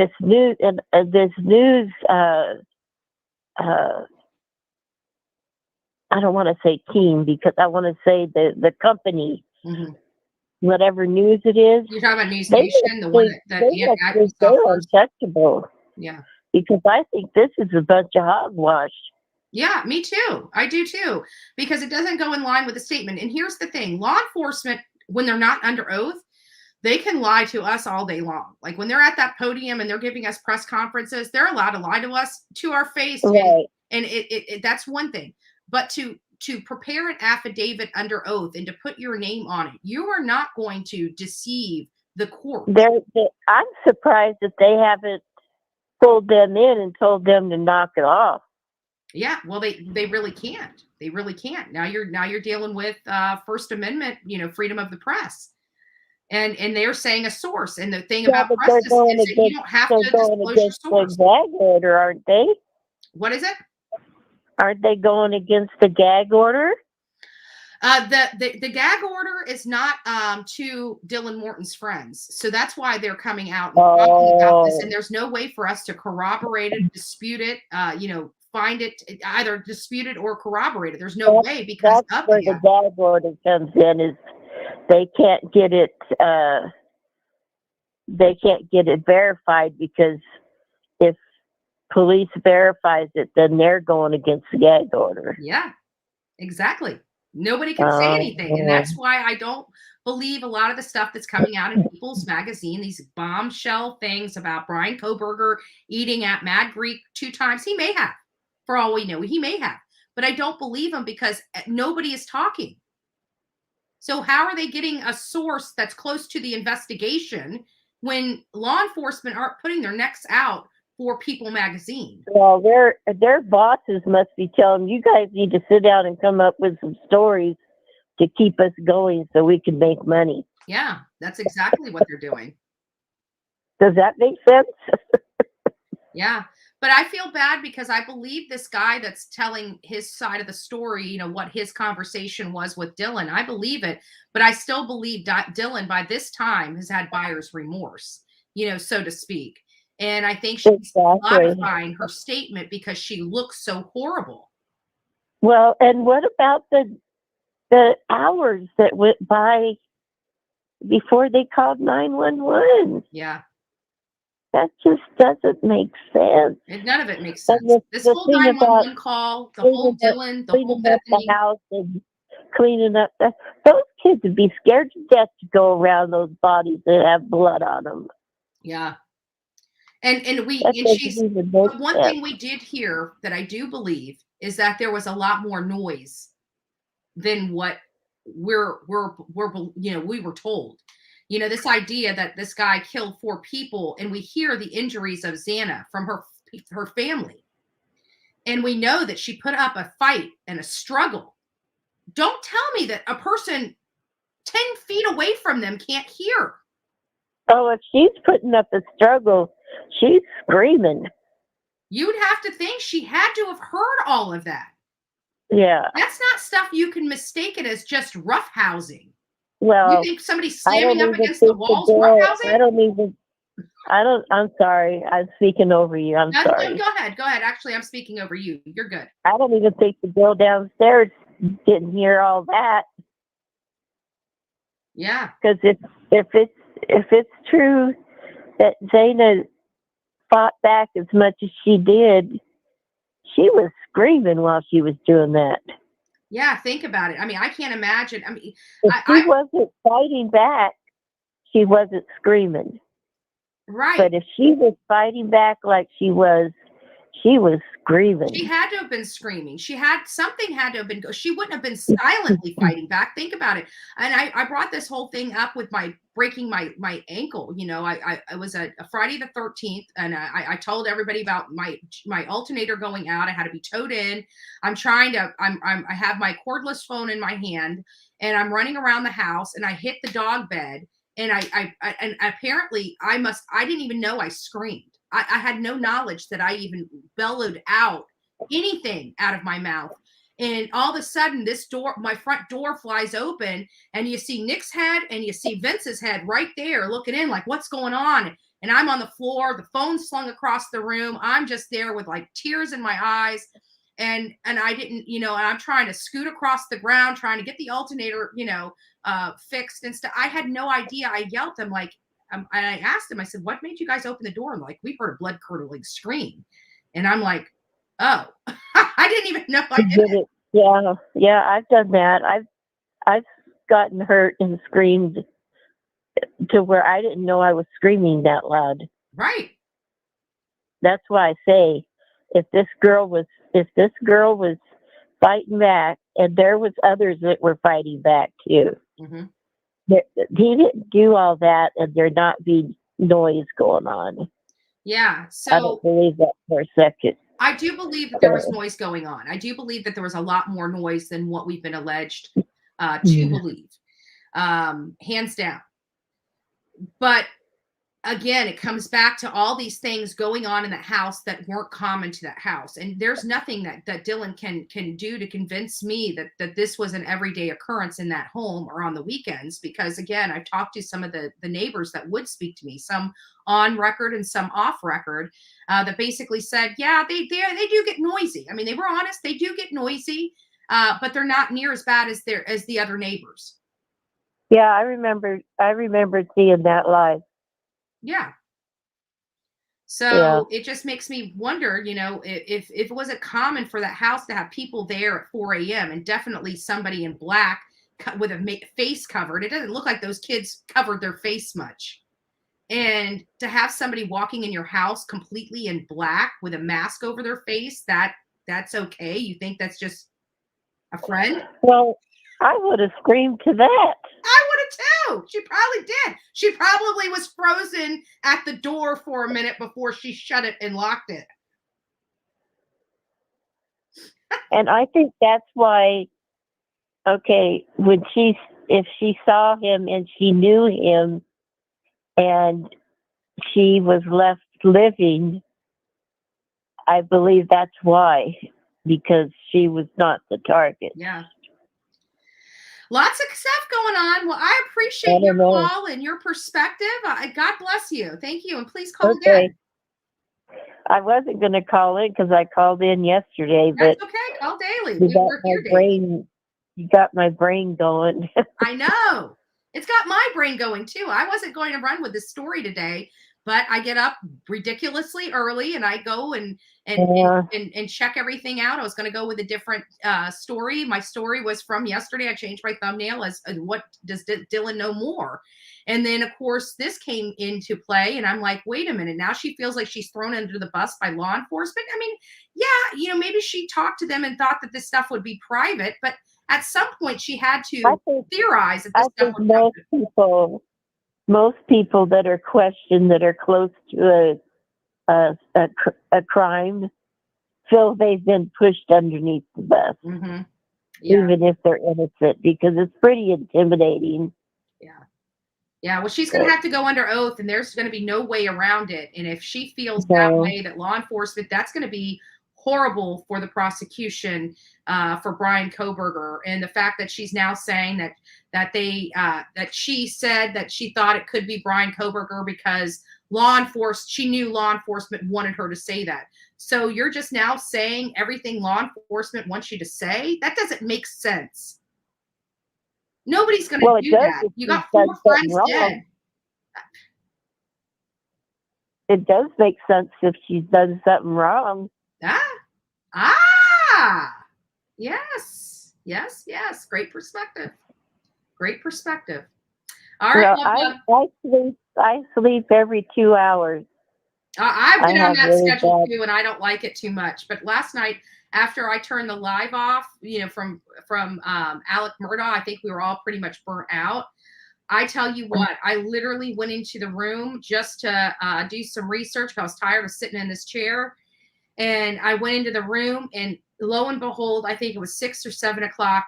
I was out maybe it was a little later than that. I don't remember, but I was literally out like a light. And I woke up this morning at like 2:30, and I'm like, oh no, yeah, oh, no. Time to go back to bed. When I heard my ding on the phone, because I have your notifications, it's 3 o'clock on my end. I was going, oh man. Is that early already? We even started even earlier than that because I was setting it for 6:30. There were so many people in the chat this morning behind the scenes just chatting. I'm like, well, you guys are here. I might as well go live. Well, I appreciate talking to you, and you have a great day. God bless you. You too. Bye-bye. And good luck on your ventures with the program for the children. Oh yeah, I know. It's gonna be wild. So I just need somebody to build it. I was talking to Justin about it the other day Mm-hmm. because he had a show on something like that. Yeah. Anyways, I was talking to him about it. Awesome. Well, God bless you. Okay, talk to you later. Bye-bye. Bye-bye. All right, let me turn the phones back on. Sorry, I turned them off so that we don't hear that call waiting calling in. So the phones are back open. I know other people we've got. Yep, there we go. Good morning. This is Betty. Good morning, Miss Betty. It's Turkey Man. Hey, Turkey Man, how you doing? I'm doing well. Doing well. I know you've got to have some opinions on this. What in the world do you think is going on? Well, I think that after watching, I haven't watched that Murdoch case a little bit. I did it yesterday. I got interested in it. I was able to kind of keep up with off and on. Yeah. But what I'm looking, I was going to ask you on this case with the Idaho 4 and what you just got through showing us. Do you think that if you was on the defense or the prosecution, which one would you want this removed? This information. This information is helpful for the defense.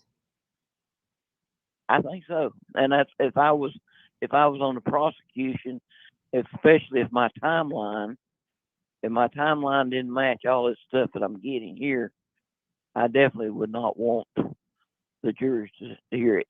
Yeah. Especially this information about, I mean, and trust me, if she starts pulling this stuff after she has a signed affidavit, I can already tell you, prosecution is going to be telling her, listen, if you lied under oath, we are going to get you for perjury. We will make you a hostile witness on this witness stand. You know, there's ways to handle, you know, this type of stuff. I understand she's upset, but you know, if she told the truth in that affidavit, she would not be, you know, of course we're going to criticize her anyways, because none of us understand an 8-hour window when you see a stranger in your house at after 4 o'clock in the morning. But I don't know what I don't know, and maybe you know more about this than I do, but the time frame of when they seen the car at a certain place, that all those things that put the suspect in this timeline. Mm-hmm. So I don't know how that lays out. When was it he was supposed to leave? When I'm talking about his prosecution, all their timeline, Mm-hmm. everything that lays in place, and all this right here muddies the water. The only thing that I've heard, and the only thing I know, is that they had some DNA. You know, I talked about this, and you said DNA is not all that that much, but that DNA that they've got of his on that sheath could be put away real easy. And the reason I said that, you know, he could say, "Well, I stopped at this place. I stopped this place. I was looking, you know, at some knives there. I opened up several sheaths, probably, and looked at several knives at a yard sale or at a wherever, you know, somewhere that could be checked because they don't have the knife and they have no identification of the sheath, so that could be anywhere that I stopped by. And I looked at several, so that possibly could be inside there where I opened it and looked at it. I mean, that's gone. Yeah. You don't have no more than that. That's unless they can find out where that knife or connect that knife to him or a knife similar to that. So there's it's not necessarily that he purchased it from a company. Maybe it's possible that he went to a garage sale and exactly, a yard sale or a flea market or several places. I forgot about flea market. That'd be a great place. I see knives there all the time. Yeah, I mean, you know, they run a flea market from here in Tennessee at you know, where I live, at the southern corner of it, and all the way down to you guys. Yeah. down the highway. I tell you what, if you like flea markets, my cousin took me to one that was in Melbourne. It's like the largest one in the in the state of Florida, and I gotta say, Right. it was pretty interesting. But I was just thinking that this would be what's going on in this that we're hearing. If I was prosecution, I'd want it taken out. A little bit on your Murdoch case there. Mm-hmm. That Chris Wilson. Yeah, Chris Wilson, his best friend. James Chris Wilson, his best friend, the lawyer. I thought he did a tremendous job. Yeah, he did. I personally thought I thought he helped him. I thought he helped Alex personally. Yeah. Because I think Alex showed emotion during that period of time, showed a side of that. I felt, I don't believe this guy could have really done that. One of them could put doubts in your mind, so to speak. The one that I think that they fought to try to keep out was the young boy that his mother died by falling because the dog tripped her. Yeah, the Satterfield boy. Yeah. And I felt so sorry for him, and I felt I think that took all the goodwill away from me. Yeah. I thought that his best friend, I really, I could reach out and feel that guy. I thought the guy was a pretty good guy. I mean, really, I thought his best friend was. But anyhow, I'm going to get out of here and let you take some calls. But I think that this what we're hearing this morning really, really, really helps the defense. Yeah, it does. It's very concerning for me, especially these people coming out and speaking about Dylan and some of the stuff she says, and she feels like she was railroaded. I mean, yeah, when you make a mistake like this and the whole world is beating you up for it, I feel like this is not that. I feel like law enforcement got the truth, and I feel like now she's hearing the truth and hearing how the world is taking her truth, and she's just doing damage control through her friends. That's truly what I believe is happening. If someone is, I'm going to ask a question here that I don't know. If someone is kept in lockup or kept in because they're concerned of them fleeing or leaving, and they are proven innocent, would they have any repercussion? Ask that question again. I didn't quite get it.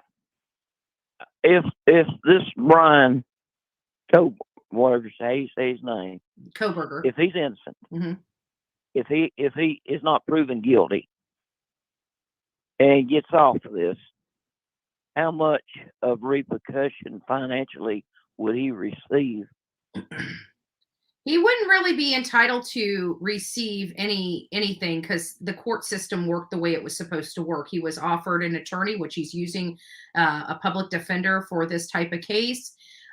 So there's not really a whole lot of financial stuff they can get. He was accused of a crime. He went through the lawful process of our judicial system, and he was found not guilty. He was made whole as far as the eyes of the court are concerned. Now, that would change if he was found guilty and went to jail for a significant, or any time. If he went to jail and then new information came forward and he was found not guilty, now he would have some damages. He lost his life. He's never going to be able to get a job, This is going to be on his record forever. So then he does have some significant damages in which he can, sue the state on. But just going through the court process and being found not guilty, I don't see where he's going to have much standing. I mean, his attorney's fees should most likely will be paid, but other than that, he's not going to reap any financial benefit from it.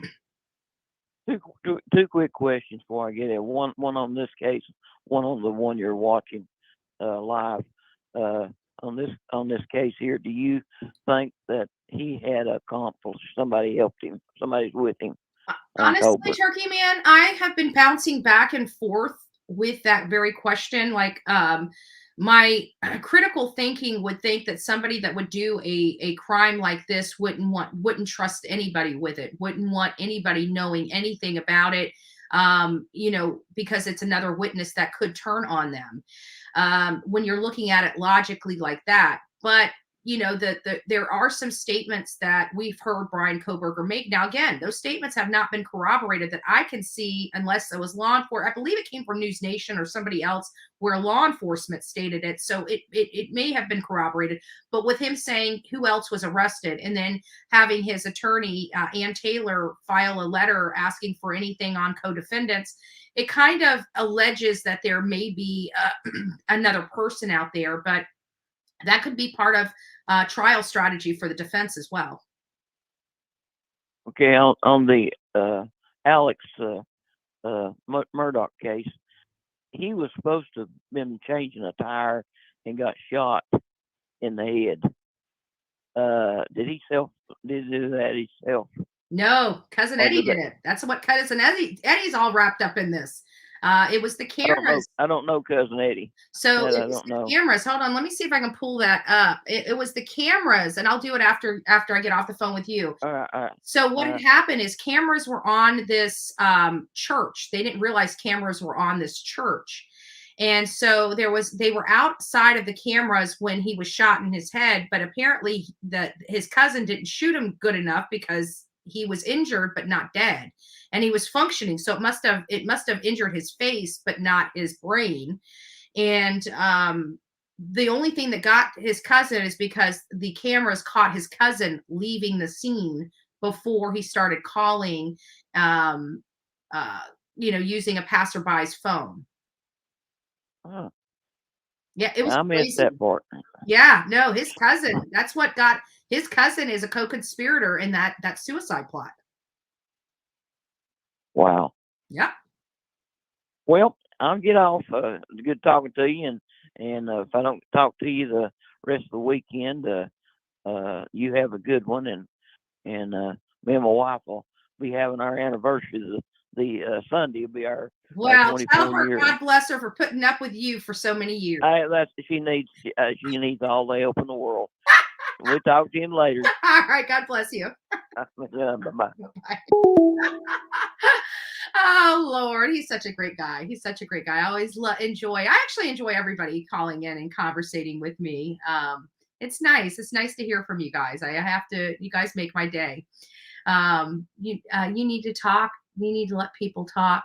Yeah, it's my show. I can do what I want. Heritage. You don't have to worry about it. If you don't like how I run my show, go run your own show. Right? It's the Bullhorn Betty Show. Good morning. This is Betty. Good morning, Betty. This is Samantha. I'm sitting here losing my mind over this News Nation stuff. I know. So what do you think? Do you think this is like buyer's remorse? Do you think this is damage control for Dylan because we've been, questioning all of this? Well, yesterday when I sent you that video, or I told you in chat about him being fired. Mm-hmm. So I woke up, I see that it's News Nation, and I think about it, and it made me start to think maybe he was really an incel. And it wasn't until afterwards when you said, where is she getting this information from? There's a gag order. Law enforcement is not going to risk somebody getting fired. Like, how is she the only one all of a sudden having these new sources? Mm-hmm. So then I started to get online and do some digging.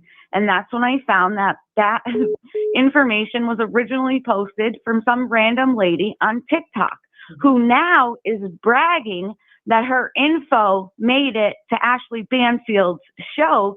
And people are asking her to show the letter. And it's like the wrong format. There's no header. It's completely now like ridiculous. Mm-hmm. So when I see this new info, now I'm already questioning because of what I just found out yesterday. Mm-hmm. And I see the video that I just sent you from 4 weeks ago saying about her yelling for them to quiet down. And I just don't like what. Is she So, taking these? so She's claiming Ashley she has these sources. Banfield is sleuthing social media for new information to come to her show to make her relevant because she's just irrelevant. I don't like Ashley Banfield. I don't like But her. when you showed the thumbnail of that video, chat's perception completely changed. Who is this guy? What is he talking about? How are we going to believe this?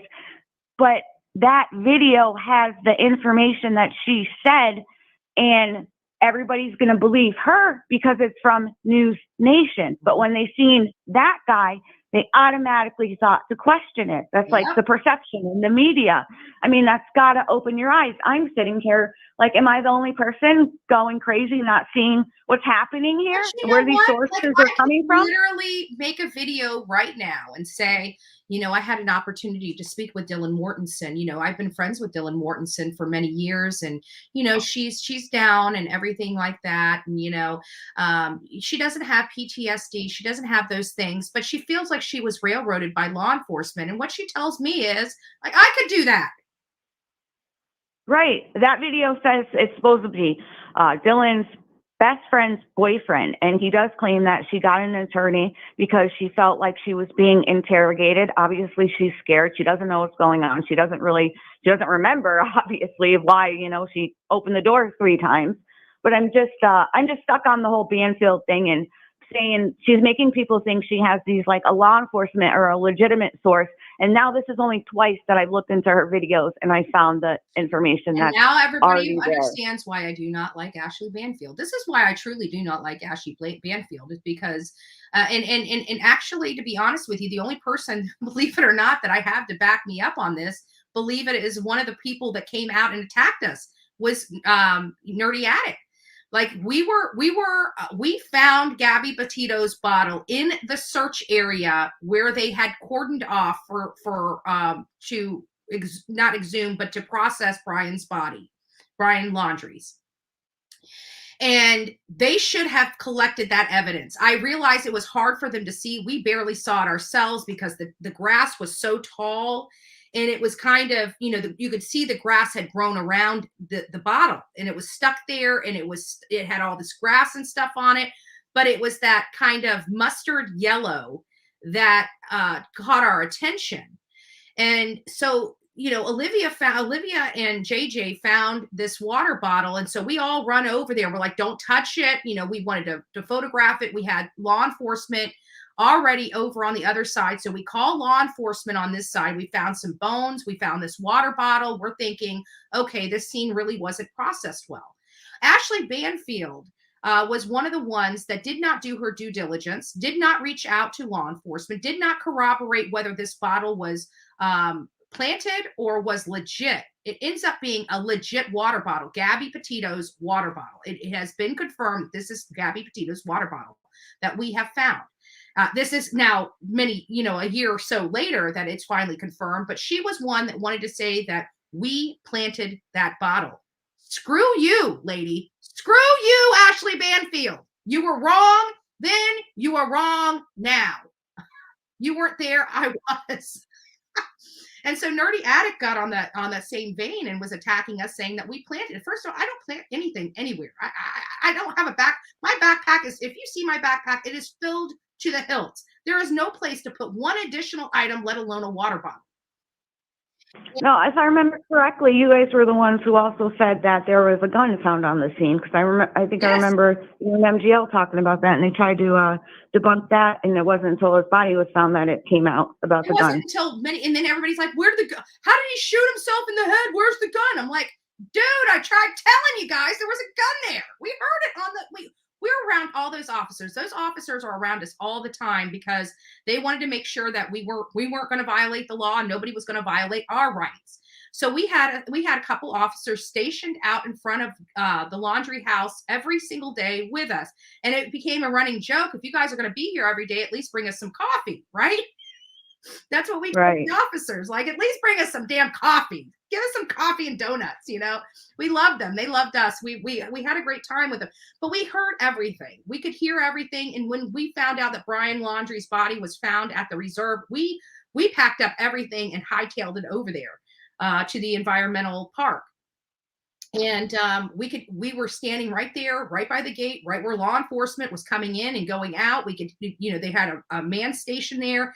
He had his thing on, but they have to have the noise. I mean, they don't have earpieces. They have their walkie-talkies on their shoulders. So we could hear everything. We heard when they located the handgun. We could hear it. And so we ran with that there was a gun found on the scene. Everybody called us a liar. And lo and behold, months later, he was shot in the head, self-inflicted gunshot wound. And everybody's like, well, where's the gun? Nobody said anything about a gun. Yeah, we did.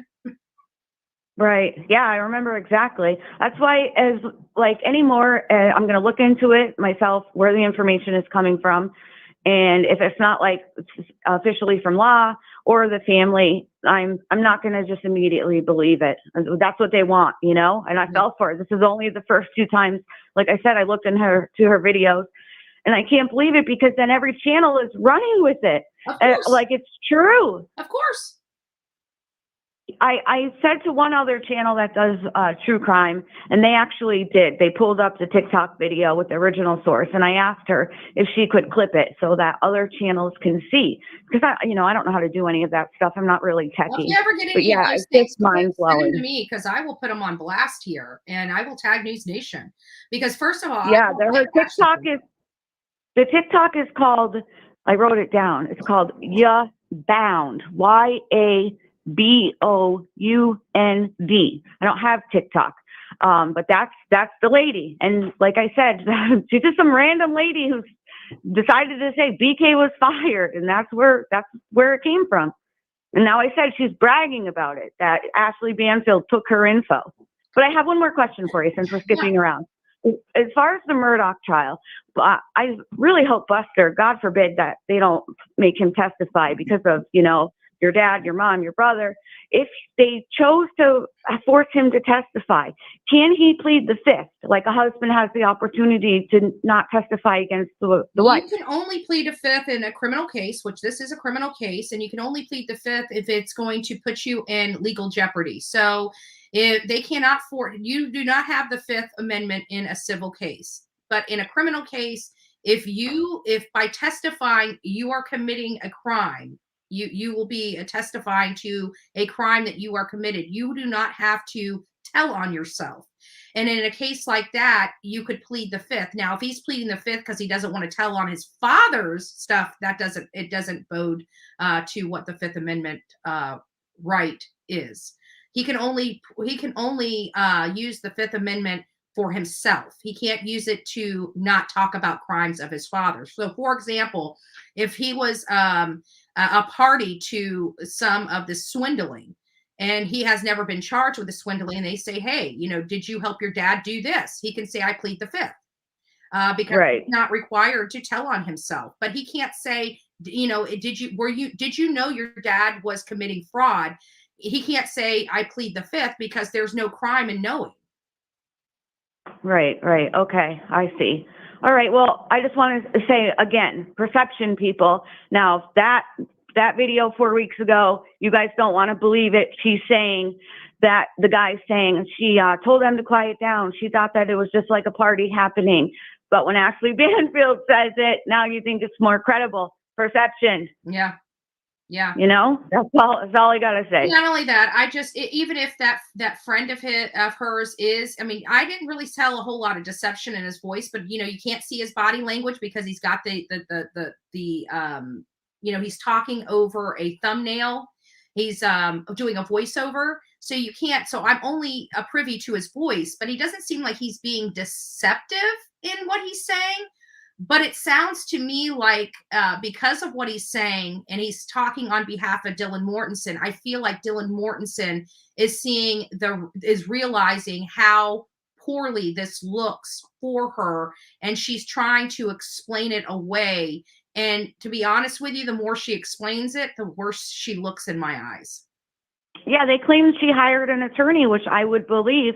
And if that's going to be Banfield's new headline, that's her new source tomorrow, I'm going to lose my mind. It's so crazy. Well, if she does that, we're just going to have to wage a campaign on Ashley Banfield to get her facts right. Yeah, like I said, I'm trying to tell other channels that video's from TikTok people. Like, Where's all the come on. Where's all the cockroaches over there saying they're in it for the clicks, views, and money? Why aren't they over on News Nation on Ashley Banfield's channel, condemning her for this? Why is it over there? I'm trying to find the facts, and they're saying the lies, but I'm the one that's attacked. I'm imagining her screaming in her dressing room, pulling her blonde hair out, saying like, I don't care where it comes from. I need Kohlberger facts. Get me information. Get me information. I'm live in 4 hours. I need something. Yeah. And that's where they're pulling it from. Lesser known channels and off of people on TikTok and claiming it to be sources. But she's the only one. She's the only one who has all of a sudden this new info. That's the way it was with People's Magazine too, with the guy having a law enforcement source close to the case. And I'm like, what? But they were shut down really quickly because I don't think they expected Mad Greek owner to come out and say, you are lying. Right. Yeah, I don't know. Like, I'm pulling my own hair out at this point over this case because it really is. It's getting crazy. Well, the good news is you've got some heavy hitters that are trying to break the gag order. Once the gag order is broken, which it's going to have to be because what they're doing is wrong. It's unlawful for the courts to block the entire public out. Excuse me. Even with the docket, not even be able to go on the docket and find out when his next hearing is, if he's got motion hearings. You can't do that. Right. You just can't do that. How long do they have to issue the notice when you're saying about like the Post, the Journal, all those news agencies that are trying to prevent the gag order that were like suing her? I don't know the right term. Actually, that's going to be in appellate court. They're appealing her ruling. So that's going to be done in the appellate court in the district in which that Mascow is in. I don't know what the appellate court is. I don't know what district they're in. I'll have to look all that up. But certainly we can look, and maybe some of my legal scholars that watch this can pull that docket for that motion. The state of Idaho, or maybe they're I would think they're suing the state of Idaho or the judge. I don't know how they're doing what the style of their motion, their appeal would look like. Is it the state of the state, or are they suing the judge directly? But it sounds like these organizations have had enough. I mean, they've been doing, news organizations do this stuff for a living, and they are well apprised and have heavy hitting attorneys on staff, literally in their office, that they can bounce this stuff across. And they're saying, hey, we can't even get the docket. They're probably saying, you can't even get the docket. No, you got it. They can't block you that much. And she made this so encompassing and so far reaching that it's overly broad and unduly burdensome. And she's going to have a problem explaining that to the appellate court. Especially if the family has a problem with it, where they can't even speak. Yeah, not a witness to the case. They're not going to be called. I mean, the only thing that they're going to ever be able to do in that case is give a victim's impact statement. That's all they're going to be able to do, because they've got no knowledge of this. They have no. They may be called as a witness to talk about Kaylee, what she was doing before she got to Mascow, buying the car and stuff like that. But for the most part, they're not going to have any evidence related to the killing, related to Brian Kohlberger. They've got nothing. They are just the victim's family, and they're not even able to talk. Like that's you're hindering people that have nothing to do with this case and blocking their First Amendment rights to speak freely in the United States. This is not. And it's only harming the case with letting rumors and speculation then run rampant. I agree. I absolutely agree. There's a double-edged sword for think of it like this: for every decision, there's an equal opposite reaction, either a good reaction or a bad reaction. There's always a reaction to every decision you make. But it's very hard but it almost makes me feel that this judge is not a seasoned judge to make such a firm and overreaching order like she has made on this, for the gag order. She obviously is green with this type of national case, but it should be ran like any other case. You shouldn't be making special stuff for a case if you've done these cases. So it makes me feel that this judge is not a seasoned judge. She may very well be, but not like this. Right, right. Well, I just hope the cops have all their ducks in the row. It makes me a little bit worried if they zoomed in on the Brian so quickly, kind of like Ron Logan with Delphi. I feel that that's what prevented that case from getting solved, that the law enforcement had tunnel vision on that guy, and he just lied because he was drinking and driving. Yeah. I think it's pretty cut and dry. And it took 7 years because the first 4, they're focused on this guy, you know? So hopefully just everything is in order. Me too. And you know what? And that's what concerns me, because it's in the back of my mind hearing Steve Gonsalves says, I hope they got the right guy. You know, when we were talking to him about Ryan Koberger being arrested and stuff like that, he's just like, you know, they've removed us so much from the case that, you know, we just don't feel like, we hope that they did a great investigation, and we hope that this is the right guy. And that just sticks in the back of my mind. I don't want to go into too many details of the conversation I had with that Olivia and I both had with Steve Gonsalves, but you know, he has spoken that he about this guy. He doesn't know where this guy came from. Right. Did you see, I put in chat on the 3rd, I think it was, Moscow police released on their Twitter because a WSU student was attacked, I think near a car going through the door. Thankfully she wasn't injured, and it was by an unknown male assailant. And she said that it scared her so much, she's packing up her bags. She's leaving. And that law enforcement needs to be more open. Happen in conjunction with the murders? Yeah, February 3rd is when they posted it on their Twitter. Unknown male assailant attacks WSU student. And she's scared. What if they have the wrong guy? What if that's the accomplice? What if it's the accomplice? Yeah, it opens so many doors. And I haven't really seen anybody talking about that either. Interesting. So that's on their Twitter page. I'm not following them on Twitter. I didn't even know they had a Twitter page. So it's on their Twitter page. I'll salute it. I call it trolling, but I realize trolling, what I call trolling is reading through everything, but I guess trolling is like basically gaslighting, you know. Right. So I'm just trying to figure out where the information is coming from, and I shouldn't be able to find it if it's an anonymous source or close to law enforcement. Yeah. Well, I appreciate it. Well, yeah, thank you. Thank you. God bless you, hon. All right, I'll see you back in chat. Bye-bye. That was nice. Hold on. I sneezed, and just give me a second, guys.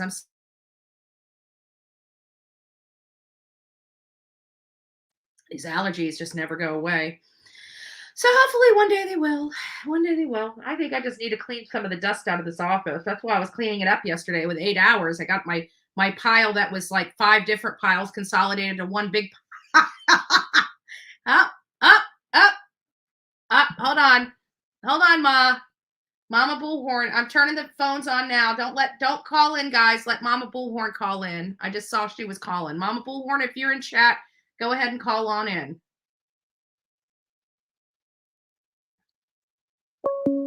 Yes. Well, howdy, you pretty lady. Allergies for you too, or did you have coffee go down the wrong hole? Yes. I just wanted to call and say good morning. And I am so over Murdaugh. The last witness was his also good friend who took up the Beach family case. And he testified to the fact he was going for $10 million with all the, not only with the young girl, but the 3 others that were injured. Significant injuries, guys. I want to let me preface this. Sorry, Ma, didn't mean to cut you off. So it wasn't just Mallory Beach that was injured that died. I mean, yes, she's the only one that died, but one girl had major damage to her hand, so much so she had to have several surgeries on her hand. One person had other significant injuries. Another person had a broken jaw. This was a very catastrophic boating accident. Yes. And as we know, in 1986, I had a total facial reconstruction with a jaw advancement in the old-fashioned way with coat hanger wires all the way through my face. and I couldn't eat anything solid for 10 and a half weeks. Mm-hmm. So I know what you go through. Hold on, Ma. Hold on before you finish. Midnight Nurse, thank you so much for gifting 5 Bullhorn Betty memberships. God bless you. Thank you so much. Go ahead. Yes, thank you, Midnight Nurse. At least she knows what we're talking about. Yeah. Someone mentioned this morning, I might be giving myself away, but in my past medical studies, she said she had amnesia from, well, first of all, there's a lot of people saying don't throw DM under the bus.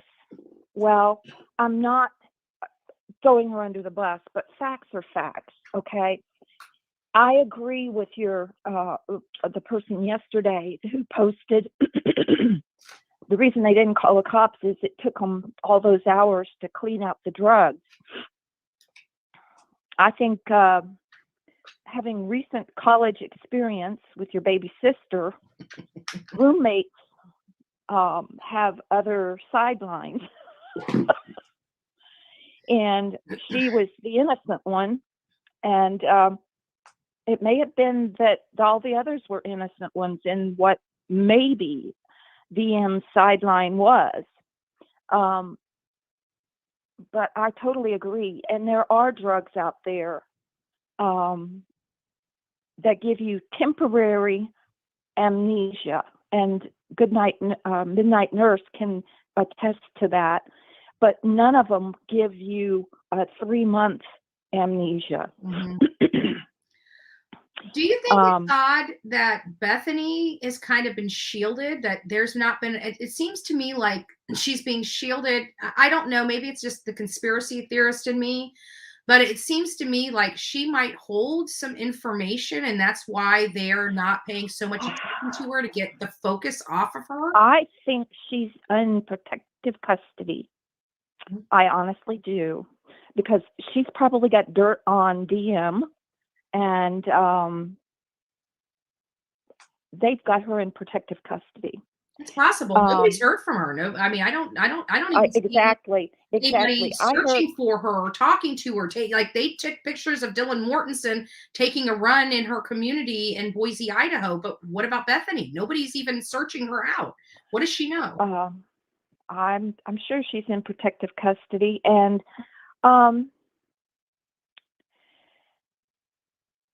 you made me lose my train of thought. Sorry, Ma. You'll I actually slept. I did wake up at 1 a.m.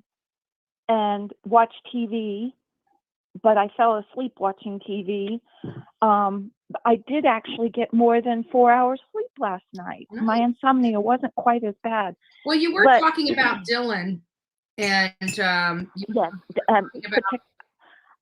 Go ahead. There's several drugs out there. That will give you temporary amnesia. Mm-hmm. Valium, ketamine, fentanyl in small doses. What you say? You got to be careful because the F drug. Yeah. And I'm trying to think. Well, it doesn't matter. There's several drugs out there that cause a temporarily amnesia. Go on. Yes, and when I was in surgery, we made bovies of Valium, Brevitol, and atropine, because we gave them the Valium and Brevitol to put them to sleep. Well, and we gave them atropine to wake them up. There's stuff out there that can make you have amnesia. So we got yes, that. So go ahead. Yes. And I honestly believe DM was into something heavy, and she just, I don't know. I can't figure it out. To the life of me, I cannot figure it out how she could just go back to sleep. I don't think she did. it seems odd to me that, and now that we're hearing she's screaming out the door. Let's talk about the screaming out the door, telling people to quiet down, that she's trying to sleep. There's a murderer with a big old knife in his hand. Do you think if he knew that she was there, that he would have left her alive? I guess is the question. I think, now this is my opinion, it's totally speculation, but I think she's trying to dig herself out of the grave by saying that. I honestly think, I don't believe a word, because if he was murdering right across the hall, Xana and Ethan, and she yelled out the door, do you honestly think he would have stopped and not taken care of her? Because she was a witness. Right. And I understand her peeking out, because the way he was walking out the door, he could have walked right past her and not even noticed that she was there. But by her screaming out the door. Yes. I honestly, and I cannot, I'm sorry. I was on Facebook yesterday with my childhood friends that I've known since we were stars in the sky.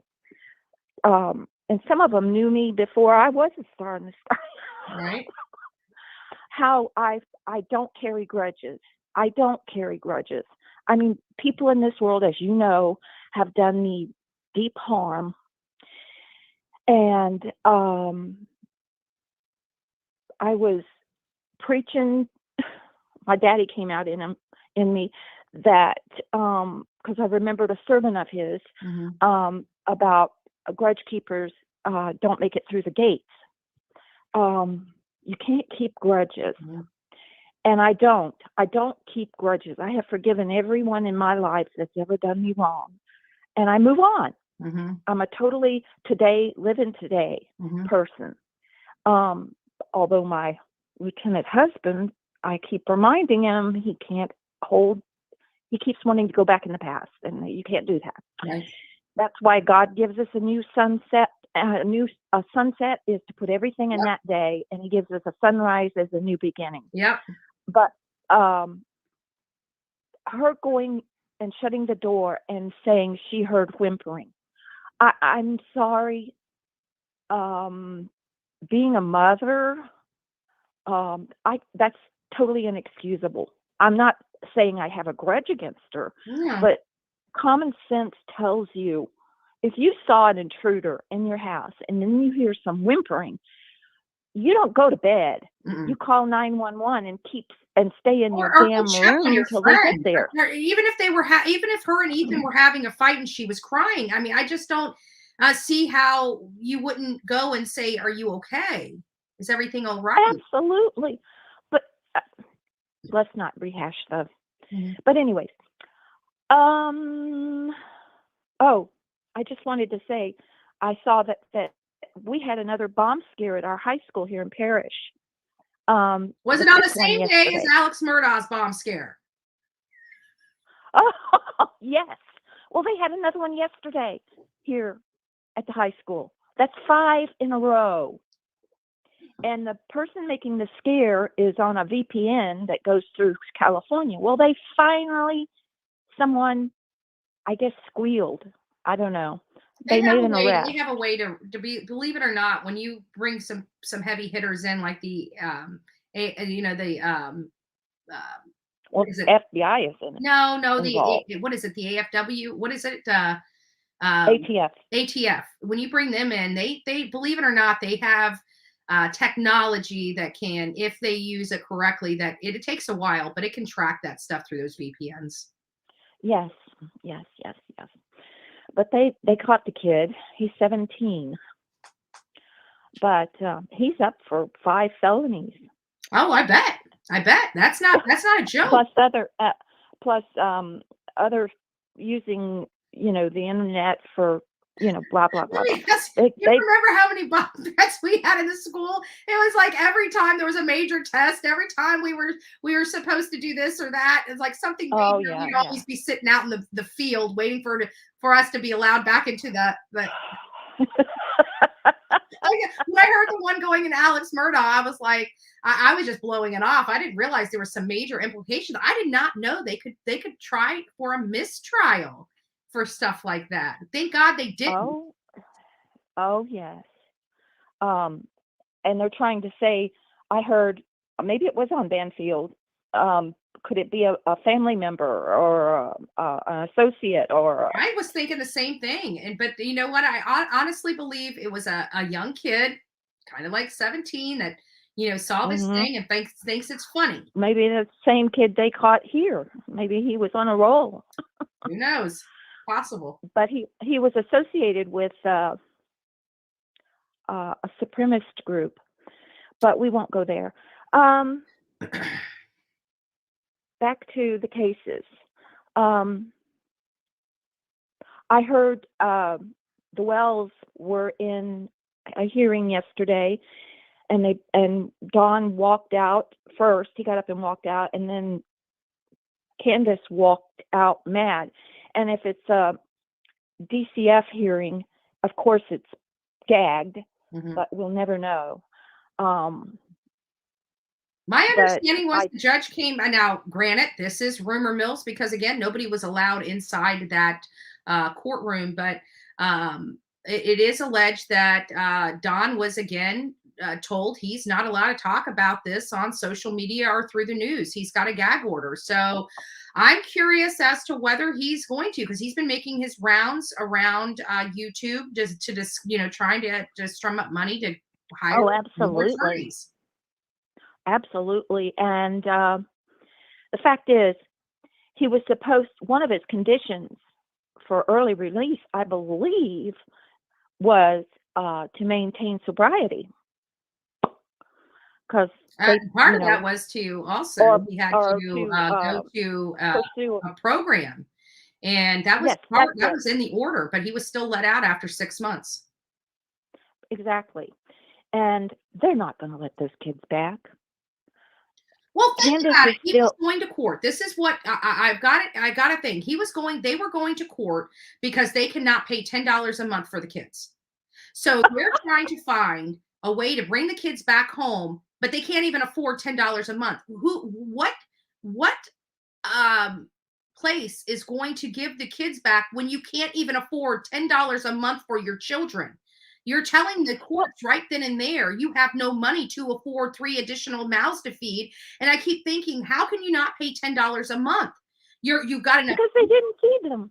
They didn't feed them. If they went to school, that was the only meals those kids got. I mean, in the early days, they said there was no food. Right. There was no food in the house.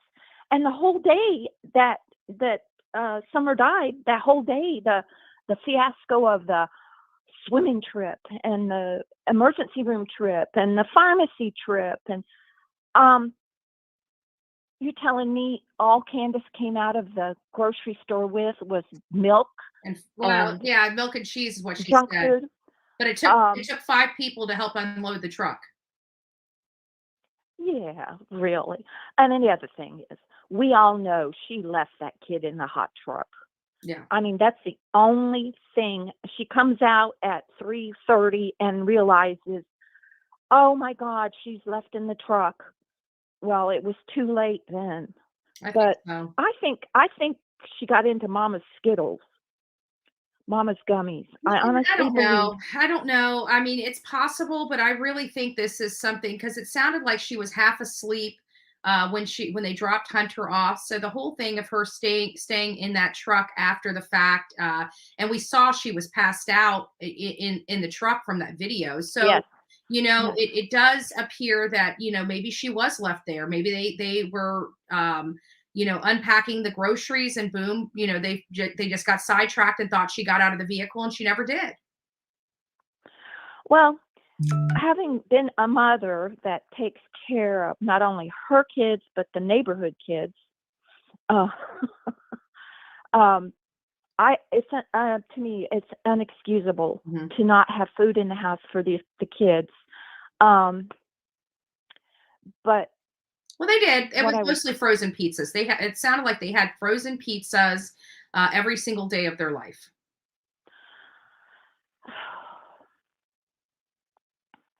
but I don't think the kids want to come back. I don't think the boys want to We've come back. already, I will tell you through some back channels, that's what I'm hearing as well, is that the kids aren't looking. This is the first time they've had stability. They've had real food. They've had, a real family type of environment. And from my understanding, Nurturing atmosphere, yes. they're not wanting, the boys aren't wanting to return home. That's just my understanding. The boys may not even want to talk to their parents for all we know. That might be the contention in the courts as to Well, what do they know? Yeah. What do they know? We'll never find out. We'll never find out. No. But what I can And- say is that, a few more years, their oldest child's going to be, 18. He's not too far from 18, a few short years away. And, the younger ones, hopefully that they can find some, some, I hope they can be rehabilitated because the I do lifestyle they too. I have. hope they all have an opportunity to go to college. Yeah. And make a life for themselves and get off the mentally. They're still on the hill. Yeah. Mentally, they're still on the hill. They need to get off that hill. But And as long as they know their parents are going here and there and this trial and that trial, honestly, they're not going to be off that hill. Yeah. But listen to this. This is kind of what gets me is I am totally adamant about this procedure being put in place. If you are going to remove a child from a home, if you have enough to remove a child from a home, you have enough to charge the parents with a crime. Absolutely. And this idea that I'm raised like Grady Judd. Okay, you know that. If you did the crime, you pay the crime. If DCF took those kids because one, they were in an unsafe environment, two, they had drugs around them all the time, three, alcohol, four, unclean living conditions, five, no food in the house, somebody needs to be charged with a crime. I don't think DCS or any other alphabet soup across this country should be able to permanently remove children from homes without charging the parents. I think that has to be key because there's been a lot of speculation across the board that says that DCS, we've been hearing it from people. I've talked to people about them taking children from homes that don't deserve to be taken from. And my thing is there is due process. And I'm sorry, the child being in front of a judge is not good enough for me. If you have enough to get them in juvenile court for custody, then you have enough. If you can remove a child, if the state in any court, I think it has to be put in place. They must charge the parents, because if you do not have enough to charge the parents with a crime when you're trying to permanently remove these kids, that to me is not due process. That to me, I don't care if you're in a courthouse with a judge or anything. I don't care. That to me is not due process, because you're telling the court we have enough to remove a child, but not enough to charge a crime. If you're removing a child permanently, you better damn sure bring that crime, because I think that's only fair to those parents. Absolutely. You're preaching to the choir, baby. You're preaching to the choir. But there's a few people here in Florida you need to get in touch with, and I'll send you some names.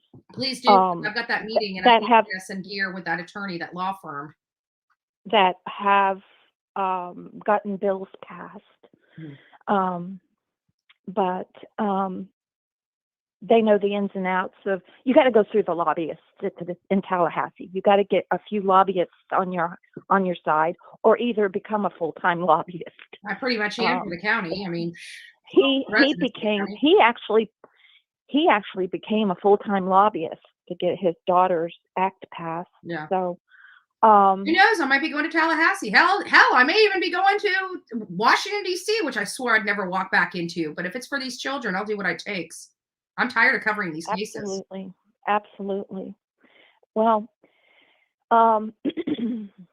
you have a lot of things at your fingertips that people in 30 years ago didn't. Mm-hmm. So, well, I'm you know, utilizing what I can, Ma. I'm utilizing what I can. yes.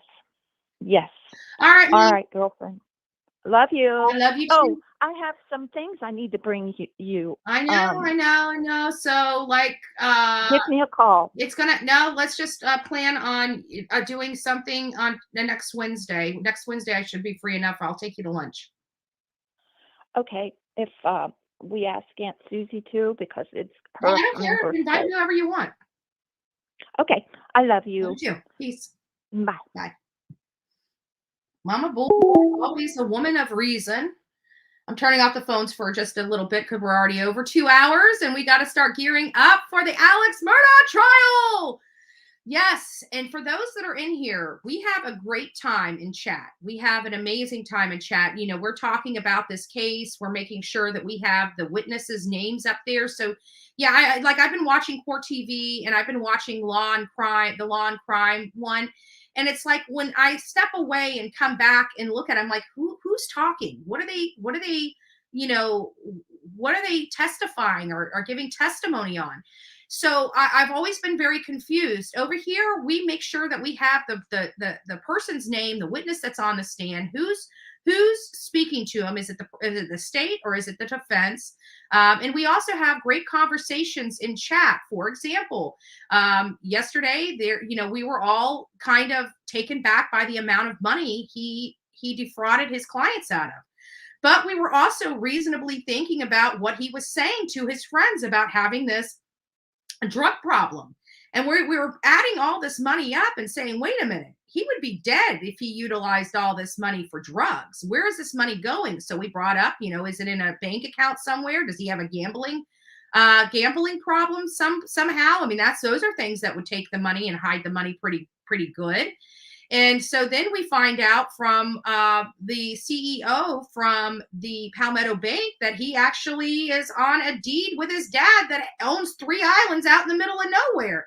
And now we're starting to think that maybe he buried the money, So, but we have a little bit of fun in the chat. We talk about and deliberate what's being said on any given day.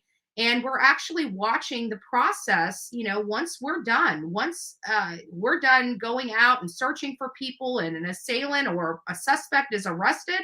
This is the process that they go through. And there's a lot of great information that we're getting from watching this trial every day. We're getting to see what evidence is admissible and why. We're seeing what types of objections the defense is raising to get some of the evidence thrown out or tossed out or not being able to see. This is great information for all of us to have because we do true crime. And we need to find out, as we're processing these cases, new cases that are coming forward, what information would be relevant in a trial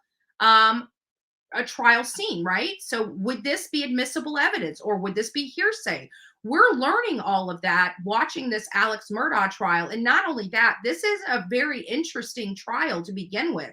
I mean, this is a family that has a legacy. They have power. They have prestige. They have all these things, the life that many of us would just die to have. 3 houses, one in the Hampton, a beach house, a country home with, a cabin and fields and 1,700 acres and things like they live like the rest of us would only wish we could live like. And then we find out it was all a facade for this one family member. And now he's got a family friend that died in 2015. His housekeeper died in 2018. His son is responsible for the death, involuntary death by a boating accident for another person. And then boom, the next thing you know, when things are getting tight and the girl that died in that boating accident, her attorney starts putting the squeeze on Alex Murdaugh, and then boom, Paul and Maggie are dead. And so we're like, this is just a powerful person's fall from grace. And we're watching it unfold and really hearing the information like to the tune of all these millions of dollars, and it's going to this financial issue he's having, this theft, this deceiving, this deception he's having. And now he's getting the squeeze, and all his house of cards is about to implode on him. And then boom, there's a distraction. His wife and son are murdered. And now law enforcement believes he has done it. And he is on trial for his life right now.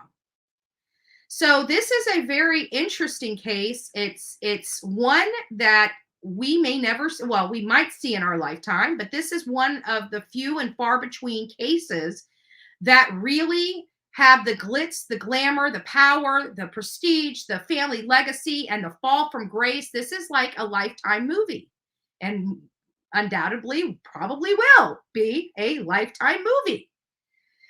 And so it's just interesting to watch what goes on behind the curtain, right? We're hearing all this stuff that's just leaving us like, you have got to be kidding me.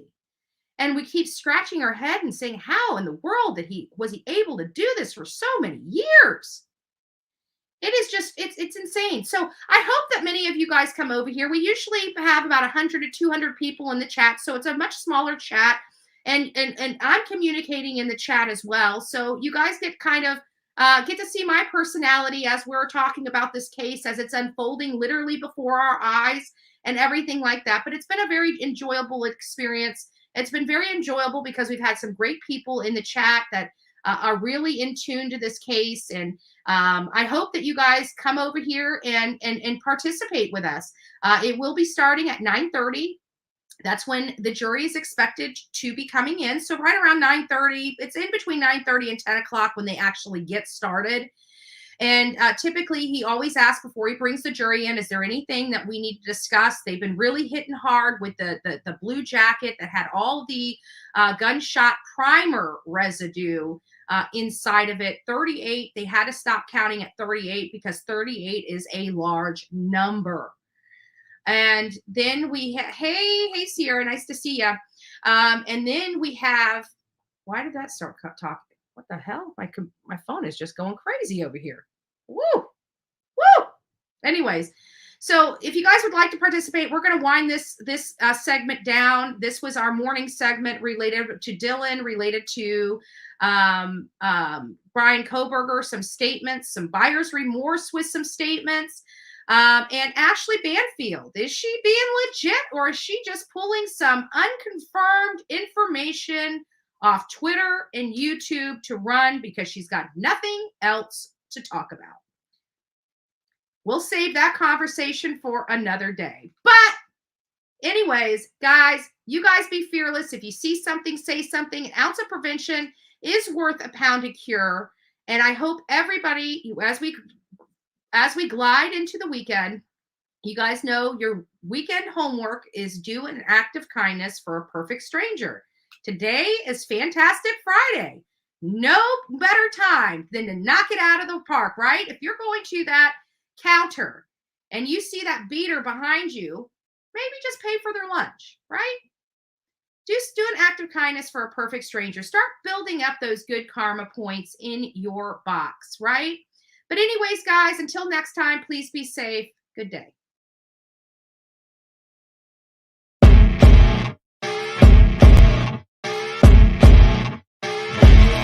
As you wake up in the morning, you want to find the latest, greatest information about criminal cases and have an intuitive conversation about the suspects associated with these cases. Head over to the Bullhorn Betty channel on YouTube.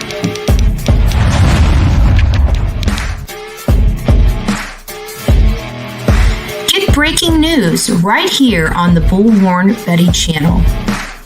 Welcome to the Bullhorn Betty Coffee Club.